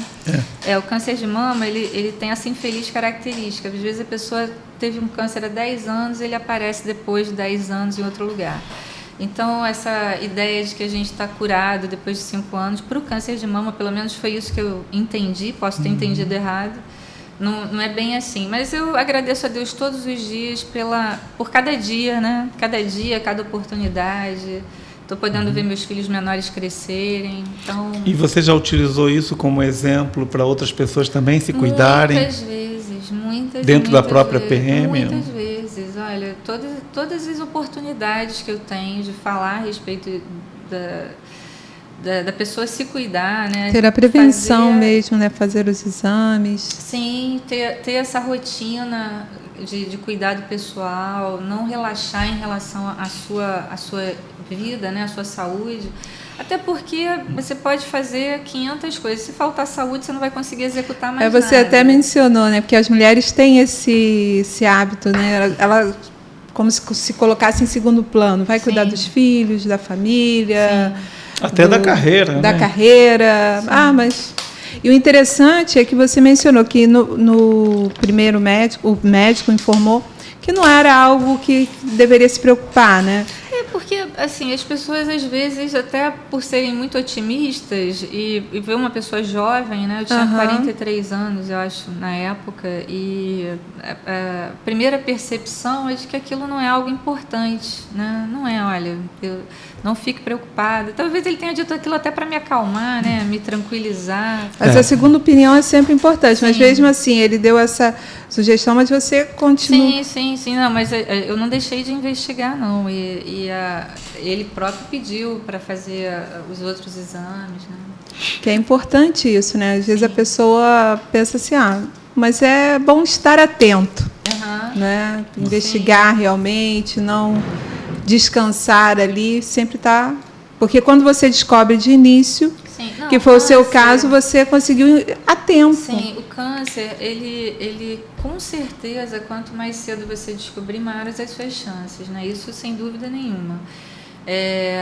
Eu acho que a felicidade de descobrir algo ruim, mas descobrir no início e ter tempo de tratar aquilo e a coisa não ficar pior, né? Sim. É uma bênção realmente. Então eu não tenho... Eu só tenho motivos para agradecer, né? Sem dizer que a doença também ela tem uma coisa curiosa. Eu até escrevi isso uma vez num texto que eu fiz. Você descobre quanto é amado, né? Eu descobri, assim, era curioso, como eu falei, eu voltei a trabalhar muito cedo depois do tratamento. E eu nem sabia como, as pessoas sabiam que eu tinha tido câncer. Então, às vezes eu estava num determinado lugar, uma pessoa que eu não tinha a menor noção de quem era, cruzava comigo no QG, no quartel-general da PM, e dizia assim, coronel, estou orando pela senhora, minha igreja ora pela senhora. Eu falei, obrigada. E outro encontrava comigo e falou assim, olha, a senhora não lembra de mim, mas... a senhora me ajudou quando eu trabalhei no local tal e eu fiquei muito preocupado que a senhora estava doente. Então, você descobre a doença, ela te abre uma oportunidade, é uma coisa curiosa mesmo, né? De descobrir o quanto você é amado. Porque às vezes você sabe que é amado pela sua família, né? Às vezes você sabe que você é amado pelos seus irmãos, pelo teu marido. Você me lembra o livro da Poliana, né? Da Poliana, ela passou por isso, né? Ela foi atropelada e ela ficou um pouco de cama, aí várias pessoas que gostavam dela, que ela não tinha tido contato com essas pessoas, foram lá visitar. Uma das minhas anotações que eu fiz aqui foi, eu escrevi assim, gostei dela. Existe botou coronel? Um coraçãozinho? Não. Vou botar agora. Eu até ia perguntar se existe coronéia, não, né? Coronel mesmo, né? Então, Coronel Viviane Duarte, assim, eu queria te falar que é nítido que na tua trajetória existe um desenho de Deus, assim, uma noção de propósito. Amém. E de serviço, né? Muito grande, de doação. E eu achei muito legal, eu virei sua fã. E aí, vou até olhar para a câmera, porque eu peguei umas aspas tuas. Olha isso, gente. A minha tranquilidade em morrer é tremenda. Eu queria que você voltasse a falar disso. Se em algum momento você realmente parou e pensou, eu estou com medo. Sabe? Olha, na rua. Várias vezes. Eu acho que várias vezes. A pessoa fala isso com uma calma, várias vezes. Muitas vezes porque talvez o meu medo não fosse nem morrer, talvez o medo fosse não saber o que fazer em determinadas circunstâncias. E né? aí eu ia ainda até te perguntar o papel da espiritualidade no teu trabalho também, se você puder enganchar isso. Olha, tem duas coisas que eu acho que aproximam muita gente de Deus, né? Uma é entrar na PM, a outra é ser mãe. Aproxima ao céu, né? Vai para a PM e você encontra Deus. Aproxima muito Jesus está chamando. Deus. Não, mas apesar de ser uma brincadeira, não é brincadeira, porque eu acho que a maternidade se aproxima de Deus porque você vive pedindo a Deus. Morrer. Maternidade PM tá assim, né? Proteção, né? Proteção. Você está sempre pedindo a Deus que Deus proteja seus filhos. Então, essa questão da maternidade, eu acho que é uma... Eu sempre digo isso para as minhas amigas, assim, minha irmã, por exemplo, não quis ter filhos. É uma decisão que a gente tem que respeitar. Mas eu penso que é um amor que é único, assim, é o amor incondicional, é aquele que você ama de qualquer jeito. Aqui, você Marcélia. ama... Se você ama... Agora só falta ir para PM. Imagina essa pessoa. Larga o jornalismo, Marcelo. Larga, vai pra PM.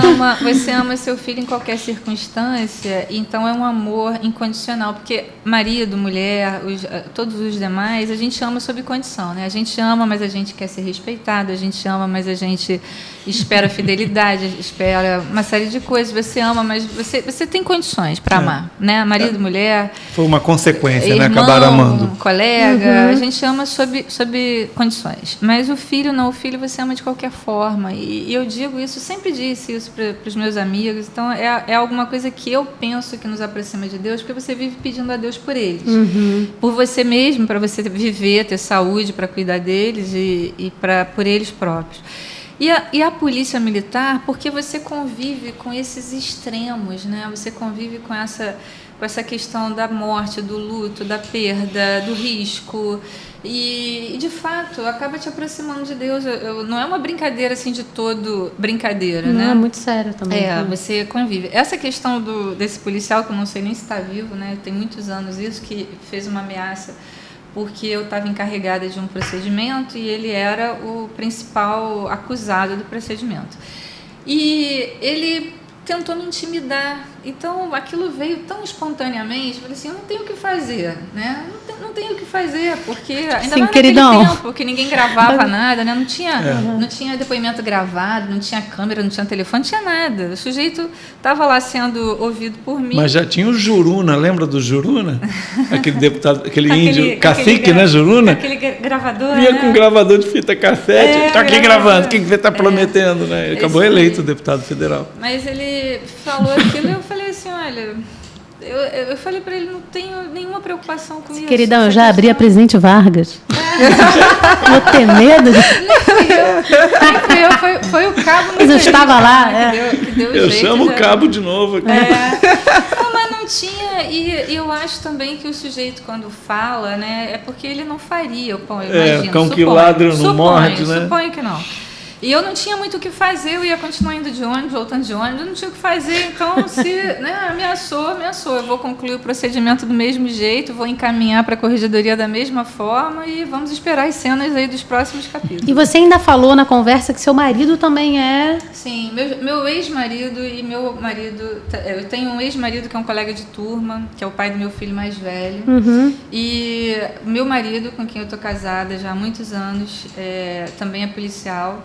E uma vez me perguntaram, né, qual era a razão. A razão é porque você está dentro de uma instituição. Se eu fosse professora, talvez casasse com professor, né? Não é nenhum fetiche por farda, nada disso. Quem sabe? Era o que tinha. Era o que tinha. Estava lá à disposição. Era o que estava disponível, era outro PM. Então, por esse motivo. Mas a preocupação, né, dobra, acredito. Sim, o estresse é muito grande. O estresse é muito grande, sem dúvida nenhuma. Eu lembrei que eu estava andando com os amigos na rua e aí tinha, né, uma viatura. E aí uma amiga minha passou, né, pelos policiais e falou boa noite. E eles não responderam. Não sei se eles estavam, né, enfim, estavam meio carrancudos, não responderam. E um amigo meu falou assim, você está maluca? Você não fala isso. Aí ela falou assim, não, foi boa noite. Foi, né, educado. Mas eles não se falam. Existem regras? Não, fala, não susto, fala. Né? Pegou no não, susto. Nem olhou. E eu falei, aí eu nunca mais dei boa noite. Ele não estava no WhatsApp olhando o telefone? Não. Porque de repente não o cara tava. nem ouviu, né? Não, ele escolheu não responder. Eu falei, cara, devia estar focado ou não tem que falar nada. Porque também não é uma ocupação acho que muito... Ela deu o azar de cruzar com um mal educado, porque eu acho que o policial responde, gosta, eu penso, né? Então, é isso que eu queria ver, o outro lado, tipo, o que vocês gostam?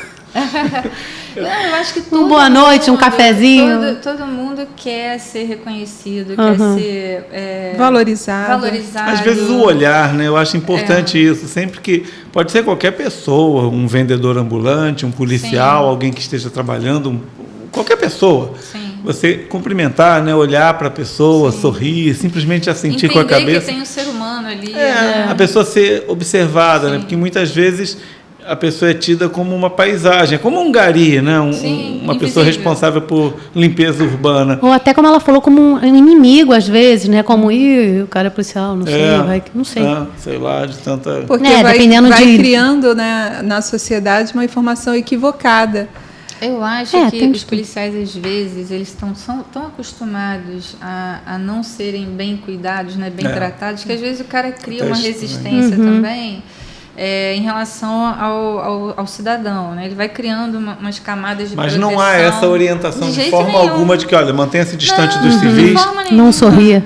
Eles podem dar varíola do macaco. Não sorria, você está sendo filmado. Até porque o policial militar, ele está tão próximo da comunidade, ele está tão misturado com o povo, né? Ele está tão ali na rua, no meio dos outros, que não existe essa hipótese do cara se sentir mal porque a pessoa falou alguma coisa, de jeito nenhum.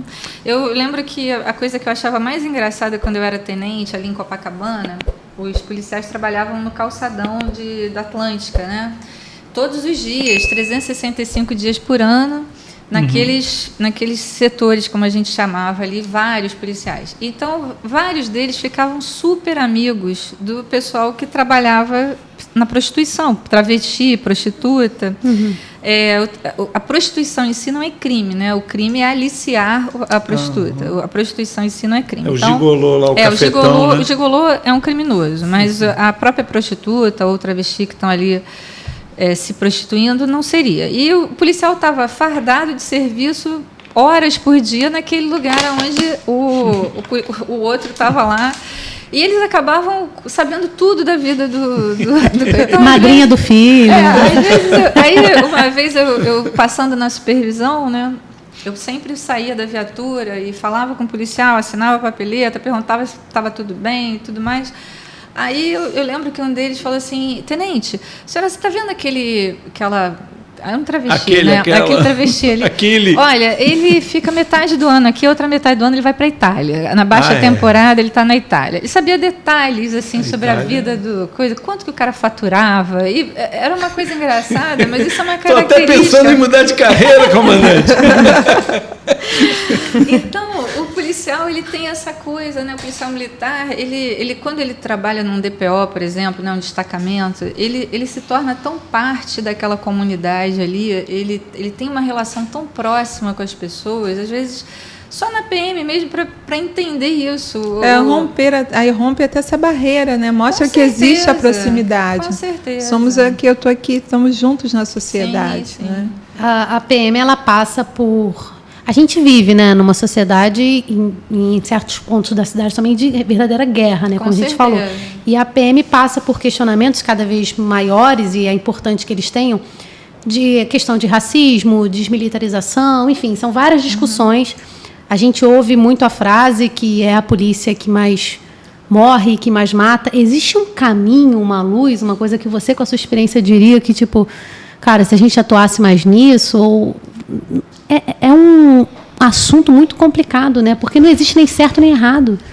Olha, eu acho que tem certo e errado, eu acho que tem muita construção nisso que é falaciosa. A ideia de que a PM é uma instituição que mata negros, pobres e favelados, isso é uma falácia, porque é uma falácia construída, né? A policial atira em quem está armado e resiste à prisão. A polícia não atira no negro porque é negro, no favelado porque é favelado. Na verdade, existe um confronto entre o Estado, a PM, que tem o monopólio, PM, as polícias, né? O monopólio do uso da força.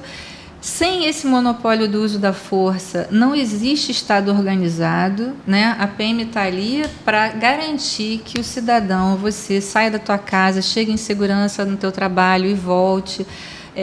Até porque o outro lado também está. Sim, porque com a força, o crime está agindo. A gente teve um episódio que eu sempre menciono quando eu falo a respeito desse papel da polícia, né?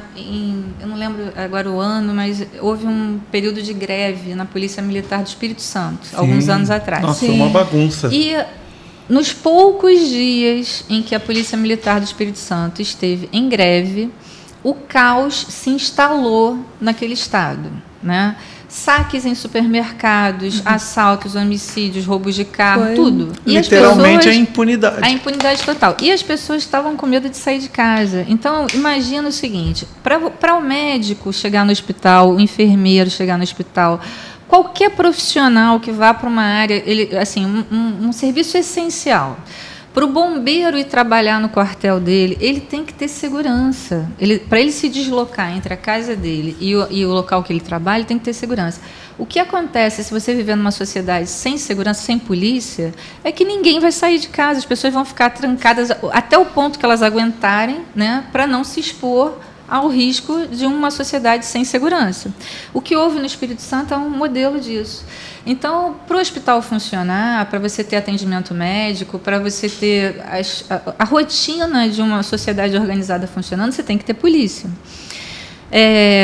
A ideia de que a PM pratica crimes contra pessoas que vivem em favelas, em comunidades.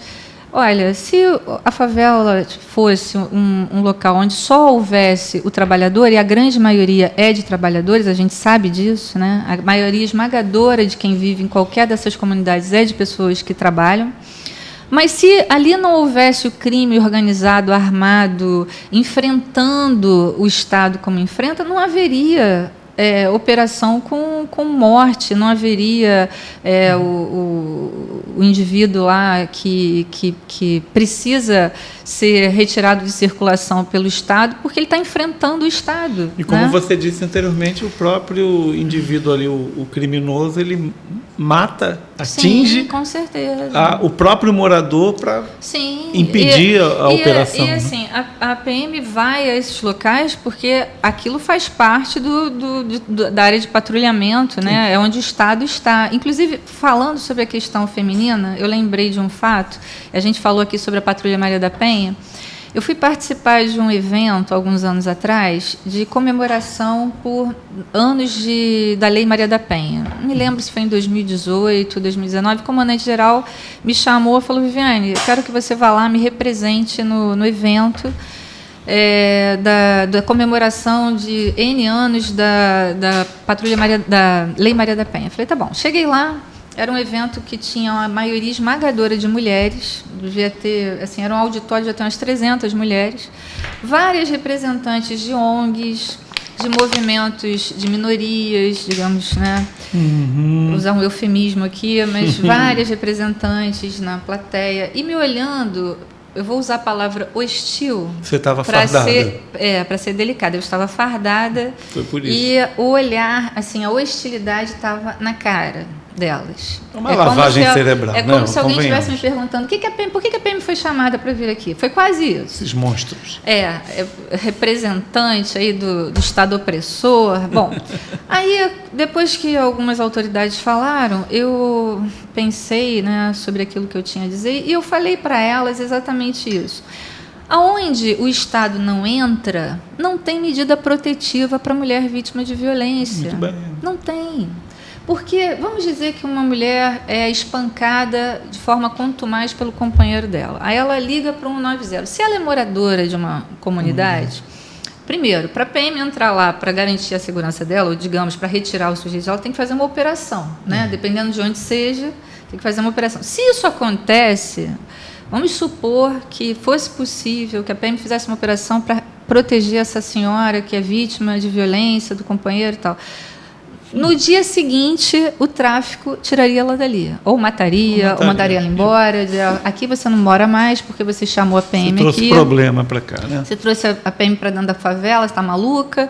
Ou, o que é mais comum, o próprio crime, o crime organizado ali, o tráfico mataria o sujeito, tiraria o cara de lá. Então, são coisas para a gente pensar, né? Eu falei aquele dia lá que não há medida protetiva, não tem essa de, mantenha-se a 300 metros da senhora fulana de tal, onde o Estado não está presente. Né? A PM, essa capilaridade da PM, para dar segurança para todos, para o pobre, para o rico, só é possível se a PM tiver acesso aos locais. Se não tiver acesso aos locais, não tem como cumprir medida protetiva, por exemplo. Né? E tantas outras coisas que a gente pode mencionar aqui. Você vai pedir ajuda, socorro, porque a sua filha, por exemplo, está sendo assediada pelo traficante local, você vai pedir socorro à polícia se a PM não pode estar lá dentro? Né? E ninguém pede, porque se pedir, exatamente, só em locais onde a PM está presente e é efetiva é que é possível garantir a segurança dessa forma. Então, eu não sei se eu respondi a pergunta. Respondeu. A gente tem uma noção de que inteligência emocional é aquele momento que em poucos segundos você consegue tomar uma decisão racional e colocando na mesa todos os riscos, assim, milésimos de segundo. Isso é treinável dentro da PM ou é só na hora que se vê isso? Porque é muito complicado em qualquer profissional, né? Não só mas na PM aumenta a grandiosidade do resultado da atuação. Sim, se treina muito na polícia. Vou mencionar aquelas unidades. A PM tem ilhas de excelência, né, vamos dizer assim. O BOP é uma ilha de excelência, o Batalhão de Choque é uma ilha de excelência. Outras unidades que eu conheço menos, mas eu imagino que também sejam ilhas de excelência, como é o caso do Batalhão de Cães, como é o caso do Regimento. Unidades especializadas costumam ter mais treinamento do que as não especializadas, né? Mas nos últimos muitos anos, eu vou dizer assim, eu acho que o ônibus 174 foi um divisor de águas nessa questão do treinamento, na capacitação, pelo menos do pessoal do BOP foi, porque a partir do evento do ônibus 174, o BOP quase beirou a extinção naquele evento, né? Vocês lembram o que houve? Que ele errou, né? Na verdade, houve uma interferência política, o governador não deixou que o comandante agisse, a coisa foi sendo procrastinada. Quando eles retiraram o cara armado de dentro do ônibus, ele fez um disparo e matou uma inocente. Tá. E depois ele acabou morrendo. Não permitiram que eles matassem? Não permitiram. Então, aquele evento do 174 foi um divisor de águas para a unidade de polícia mais bem treinada, talvez, para intervenções, que é o Batalhão de Operações Especiais. E também foi um divisor de águas, eu penso, para outras unidades da PM. Né? A gente tem muito treinamento. Agora, respondendo a sua pergunta, a falha humana está em tudo, né? Quanto mais você treina, menor a chance de errar. Você contou um negócio, deixa eu te cortar, contou um negócio aí sobre uma operação assim bem perigosa, né? Bem crítica, tipo um sequestro de um ônibus e tal. Sim. E lá em Minas Gerais, e acho que vocês devem ter algo muito semelhante aqui no Rio, lá nós tivemos a oportunidade de assistir. Você estava comigo quando eu gravei um treinamento de uma operação lá, de uma abordagem? Não, eu não estava. Você não estava comigo nesse dia? Nesse dia não. Aí eles falaram, olha, você pode gravar, só não pode passar para ninguém. Eu gravei para eu analisar a abordagem, para depois eu apaguei mesmo aquela gravação, porque ele falou, isso é um treinamento nosso, que obviamente o delinquente não pode saber que nós fazemos dessa forma. Então era uma abordagem onde um sujeito de carro era parado, o policial não se aproximava do carro, dava as vozes dele lá de fora, falava para a pessoa sair, pôr a mão na cabeça, encostar na parte de trás do carro.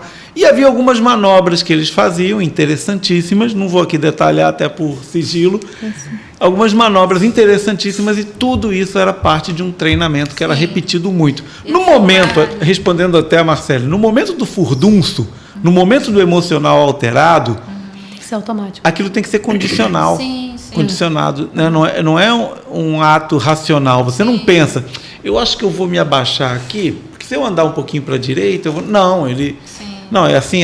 É como a gente dirige um carro hoje. A gente não pensa, vou virar um pouquinho mais o volante, um pouquinho menos. A gente já fez isso errado várias vezes, até que a gente acertou. E o treinamento, Eu até vi um filme americano, eu não sei se a PM faz treinamento de tiro, se tem munição suficiente para treinar. Não, hoje tiro. Hoje tem os estandes com tiro virtual. Mais perto, né? aqui. Mais... desculpa. Tem os estandes virtuais para tiro virtual. Treinamento feito... Eu me esqueci o termo exato disso, mas é como se fosse um videogame e tem o tiro real, claro, né? É feito também treinamento com tiro real, mas também existem os espaços de treinamento virtuais. Eu não sei hoje, porque nesse momento eu não estou trabalhando, faz alguns meses que eu estou afastada do trabalho, eu não saberia te responder como é que está nesse momento, mas existe muito treinamento. Eu lembrei de uma coisa aqui agora, falando sobre essa questão do inusitado, das variáveis de qualquer ocorrência e das muitas possibilidades, né? O evento do 174 aconteceu em meados do ano 2000. Em 2007 ou 2008, houve um fato na Tijuca, não sei quem vai lembrar, Marcele não, porque era muito pequena. Um sujeito armado com uma granada, ele invadiu uma loja para roubar, e ele estava com uma granada na mão. Gatilhado. E fez uma refém com essa granada na mão. Ele pegou uma mulher como refém, porque ele foi abordado pela polícia no dia, né, naquele momento, e aí ele fez uma refém. O comandante da unidade era um cara muito corajoso, Coronel Príncipe. Ele era o comandante do 6º Batalhão na época. E, por acaso, ele também esteve naquele evento do 174 como oficial do BOPE. E ele fez uma coisa ousada e, assim, corajosa, né? Ele pegou o celular e desligou para não atender ninguém acima dele, né? A decisão era dele, quem ia pagar o preço caso houvesse um erro ia ser ele e o atirador. Ele posicionou um atirador, que é um oficial também da corporação, um atirador de alta precisão, um cara muito treinado. Um sniper, né? Um sniper, um busnelo. Ele posicionou esse oficial num prédio, mandou o cara subir lá, ficar na melhor posição possível, e ele ficou a 80 centímetros do cara com a granada na mão. Ele passou o tempo inteiro falando com esse cara e pedindo a ele para se acalmar. Olha, aguarda, por favor, não faça nenhuma bobagem. Você vai ter, assim, solicitando para o cara se acalmar e tudo mais. E ele queria salvar a moça, claro, né? E aí o atirador estava no prédio, eu conheço bem a história de conversar com eles, né? E aí o príncipe fez um sinal para o atirador. E saiu da frente. E o atirador fez o tiro exatamente onde tinha que fazer, porque não dava nem a chance do cara reagir, né? Porque tem um local exato para você fazer o tiro e o cara desmontar ali sem chance de reação. Não estava armada a granada, eu não sei, então. assim, não risco, me lembro, né, dele já ter... Eu acho que não sei se estava sem pino ou se estava com pino. Eu acho que estava com pino, a granada não tinha sido acionada, mas ele estava segurando a granada na mão. E tava o objetivo é que ele não fizesse o movimento de ir tirar o pino, é óbvio. Sim, ele estava com a refém... É como apertar o gatilho, né? Se o cara leva o tiro ali... Numa gravata. Assim, o fato de ter vivido aquela tragédia do ônibus 174, o fato de que no 174 houve uma intervenção política que atrapalhou toda a dinâmica, o desenrolar da ocorrência. E o fato de que se treina muito mais, né? Você tem os atiradores de elite, os snipers, você tem mais equipamento em boas condições, né? Porque também o fuzil tem que estar aferido, a mira tem que ser confiável e tudo mais. Fez com que aquela ocorrência fosse um sucesso. Agora, vamos lá, o cara correu riscos tremendos, porque se desse errado, né, ele estava no meio ali do círculo de ação da ele estava tudo filmado, todo mundo filmando. Assim, se desse errado, o atirador ia responder, ele ia responder. Vamos dizer que o atirador errasse, ou que o tiro, como aconteceu em São Paulo anos atrás, esse tiro transfixasse o criminoso, batesse na parede, voltasse e matasse o refém. Isso já aconteceu. Já aconteceu. Então, vamos considerar que algo fugisse ali do controle. A PM é esse lugar onde você corre riscos o tempo todo, inclusive de se enrolar por decidir o certo. A partir do momento que eu coloco em risco a vida de alguém, eu sendo o cara com a granada na mão, se eu olho para esse policial e falo, eu não quero morrer, existe não existe essa... Então ele tem que entregar. Uma entrega. Quantos se rendem? Vários. Sim. Claro. Se ele se rendesse, se a vontade do cara fosse, olha só, me arrependi, deixa eu entregar aqui a granada para o senhor. Tô doidão. Quero voltar atrás. Vou entregar para o senhor aqui a granada, me prende, por favor. É claro que eu tenho certeza que numa situação como aquela, até porque estava todo mundo assistindo, eu tenho certeza que ele ia ficar vivo, ia chegar vivo, ia ser preso, mas naquele caso ele não pretendia porque o comandante estava ali negociando com ele, se ele não se rendeu naquele tempo todo. Nem que fosse só um blefe, mas ele estava ali pondo em risco. Mas ele estava disposto a que se o cara se entregasse, obviamente, ele ia ser preso. Mas vamos considerar o episódio já havido, né, a experiência acumulada do 174. Foi a decisão que ele tomou. A procrastinação acabou gerando a morte do inocente. Porque a professora, né, a moça que foi morta, ela foi morta justamente porque esse cara teve a oportunidade de atirar quando foi preso. Então, eu acredito, sim, Marcelo, que se ele tivesse se rendido, ele teria sido preso. Mas naquele caso ali específico, não foi o que houve. Né? Muito bem, já falamos muito aqui, né? Já tem uma frase para botar no meu currículo. Qual é a frase? A minha tranquilidade de morrer é tremenda. Eu estou quase tatuando aqui. Mas você sabe que essa frase é minha também, não exatamente ipsilíteres, não, mas eu digo... aquele memento mori, né? Memento mori, não é Todo isso? Todo mundo morre. Não, memento mori, lembra-te aqui agora? Lembra-te que és mortal. Sim. Porque, olha, a coisa mais importante é você saber que vai morrer.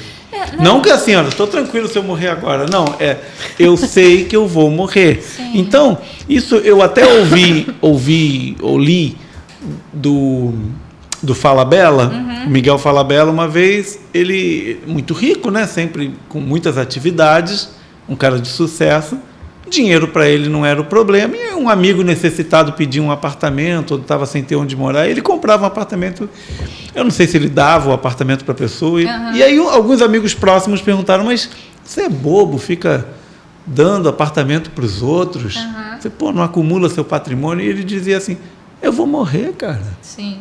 E as pessoas se desligam disso, né? Claro que a gente não quer morrer agora, mas que seja, tanto faz. Eu vou morrer uma hora ou outra. As pessoas vivem como se nunca fossem morrer. Vivem naquela ilusão de que nunca vão morrer. Então mas, elas Pepe, não...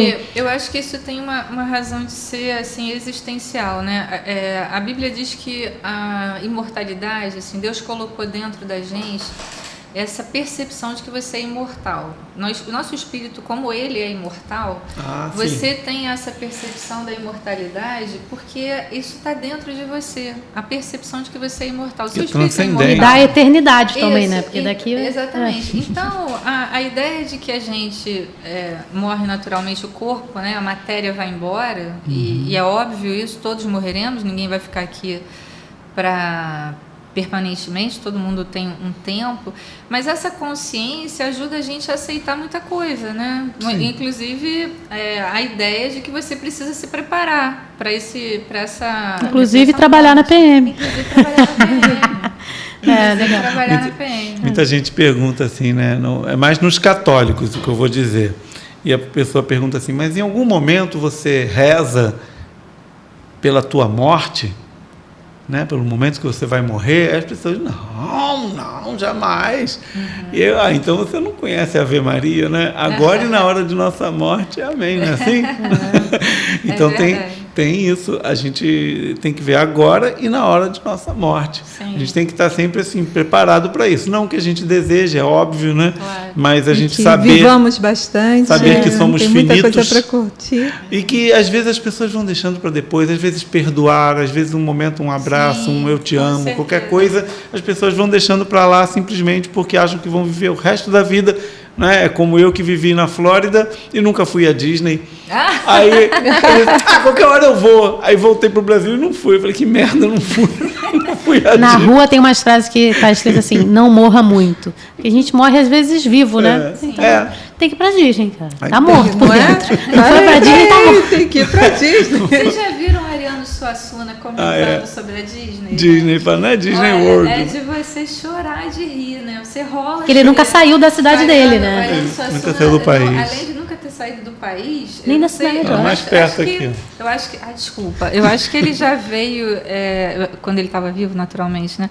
Eu acho que ele até veio em outros lugares do Brasil, mas ele diz que nunca saiu. Mas o engraçado é ele dizendo da indignação de uma mulher que perguntou para ele se ele naturalmente conhecia a Disney, né? Ele falou Disney, ele ficou perguntando como se aquilo fosse um sinal de evolução espiritual. Você conhecer a Disney, né? Fora que ele fala assim, não está falando do parque, está falando do Disney. Do Disney, né? Quando, na verdade, é a Disneylândia ou a Sim. Disney World, né? Sim. E a pessoa diz, Disney, que intimidade é essa que ele tem com Disney? Disney? Você não conhece Disney? Olha, mas Ariano Suassuna comentando sobre isso é muito engraçado. Ele é Tem muitos muito vídeos espirituoso, dele, muito Muito bom. demais, genial, né? Ele é. Genial. Viviane, adoramos, falo isso em nome de todas aqui presentes.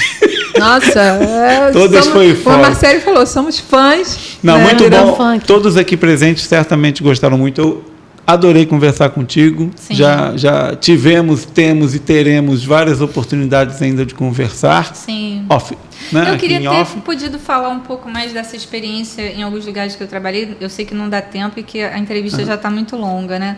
Mas, assim, a minha experiência como diretora do hospital, que foi a penúltima função que eu exerci, e durante a pandemia, alguns meses da primeira onda do Covid, eu estava no hospital. Pegou essa época. E foi uma experiência, assim, bem marcante. Eu preciso dizer que eu me tornei uma fã incondicional do corpo de enfermagem. Porque, claro, a gente está acostumado a valorizar a figura do médico, né? A sociedade valoriza muito a figura do médico. Mas o corpo de enfermagem, eles são a alma do hospital, né? E Lidam bom diretamente tanto e com um o bom paciente. corpo de enfermagem garante muita coisa, segurança para o paciente, uma boa rotina de desinfecção, de medidas para controle de infecção hospitalar. Eu aprendi muito. Eu queria deixar registrado que ter trabalhado no hospital me deu uma visão muito diferente, assim, dos diversos atores que trabalham no corpo de saúde.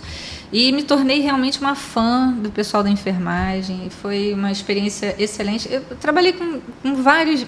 Assim, na PM a gente brinca, né, que o policial ele faz muitas coisas diferentes. Às vezes não faz bem porque faz tantas. Você exerce tantas atividades em vários setores.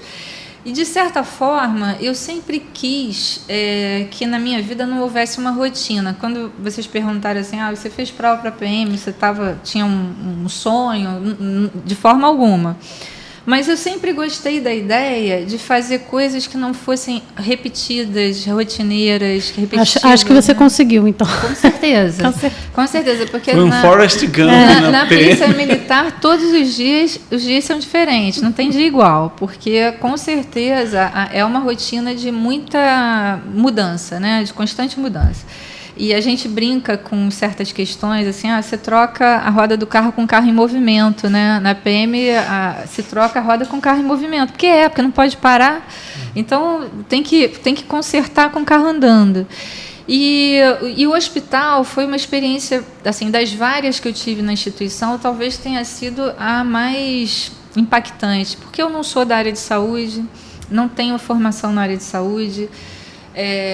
Ainda que a minha família tenha vários médicos, mas eu não fiz nada, nenhum curso, não tinha um curso de administração hospitalar quando eu fui trabalhar lá. E aprendi muito ali, aprendi com os profissionais todos. As questões que envolvem a tropa são as mesmas, né? As questões administrativas são as mesmas de qualquer unidade da Polícia Militar, mas tem outras que são absolutamente peculiares do hospital. Sim. Então, foi um local onde eu aprendi muito. E aproveitar a oportunidade para agradecer a vocês pelo convite, agradecer pela oportunidade de estar falando aqui um pouco da instituição, da minha instituição, da Polícia Militar. Dizer que eu acho que qualquer um que conheça mais de perto a PM, e eu ouvi isso de muitas pessoas de várias áreas, assim, jornalistas que passam a trabalhar dentro da PM, eles passam a ter uma visão completamente nova da Polícia Militar, né? Profissionais de todas as áreas, que de repente entra um psicólogo que faz concurso para PM, né? Você ouve isso de todos eles, fala, gente, eu descobri aqui que tem gente, né? Pessoas humanas, seres humanos incríveis aqui. A minha percepção a respeito da PM era horrorosa, então a pessoa muda a percepção na medida que ela conhece a PM, né? E é muito bom ter a chance de estar falando sobre isso e dizer para que as pessoas tenham um olhar mais solidário com o policial militar. Com os policiais, né? Eu estou falando da PM porque é a instituição onde eu trabalho, mas, na verdade, todo policial é alguém que vive uma vida de alto risco, e de muito estresse, e de um sofrimento que é típico da carreira de policial, né? Diferente de outras tarefas. Você já abraçou um policial hoje? Adote um policial. Eu faço minhas as palavras do Marcelo. Conversar com você, Viviane, e te conhecer um presente espetacular. Porque tivemos também a oportunidade de conhecer o seu esposo. Obrigada. Com certeza vocês são um casal que onde vocês trabalham ali, com certeza fizeram a diferença na vida de muitos dos seus liderados, porque só em ouvir você, e quando nós ouvimos também o seu esposo, com certeza, muitas pessoas foram impactadas, e com certeza vocês transformaram vidas lá também, e até mesmo as pessoas que vocês nem conheceram, mas que essas pessoas ouviram vocês numa palestra, numa reunião, que seja com mais de 50 pessoas. Então, isso é algo que vocês têm e é mérito de vocês. E é um reconhecimento que, como você recebeu, quando você voltou, tirou a licença para se cuidar, e pessoas falaram, eu estou orando por você, você fez. Sim. Então, isso você guardar na sua vida, e muito obrigada por compartilhar com a gente. Muito obrigada. Obrigada pelo convite. Podem me algemar, que eu já sou fã, não tenho mais o que fazer, cometi o crime de ser fã, é isso aí. Dá com cacetete, né? Muito bom, gente. Olha, obrigado por nos aguentar até esse momento aqui no PepCast. Maravilhoso. Continuem acompanhando nossos episódios toda terça-feira às 19h30, sempre com novidades aqui, com novos convidados para bater um papo conosco. Um grande abraço. Ou então pede para sair. Pede para sair, 02. Pede para sair. Valeu, Vivi. Pede para sair.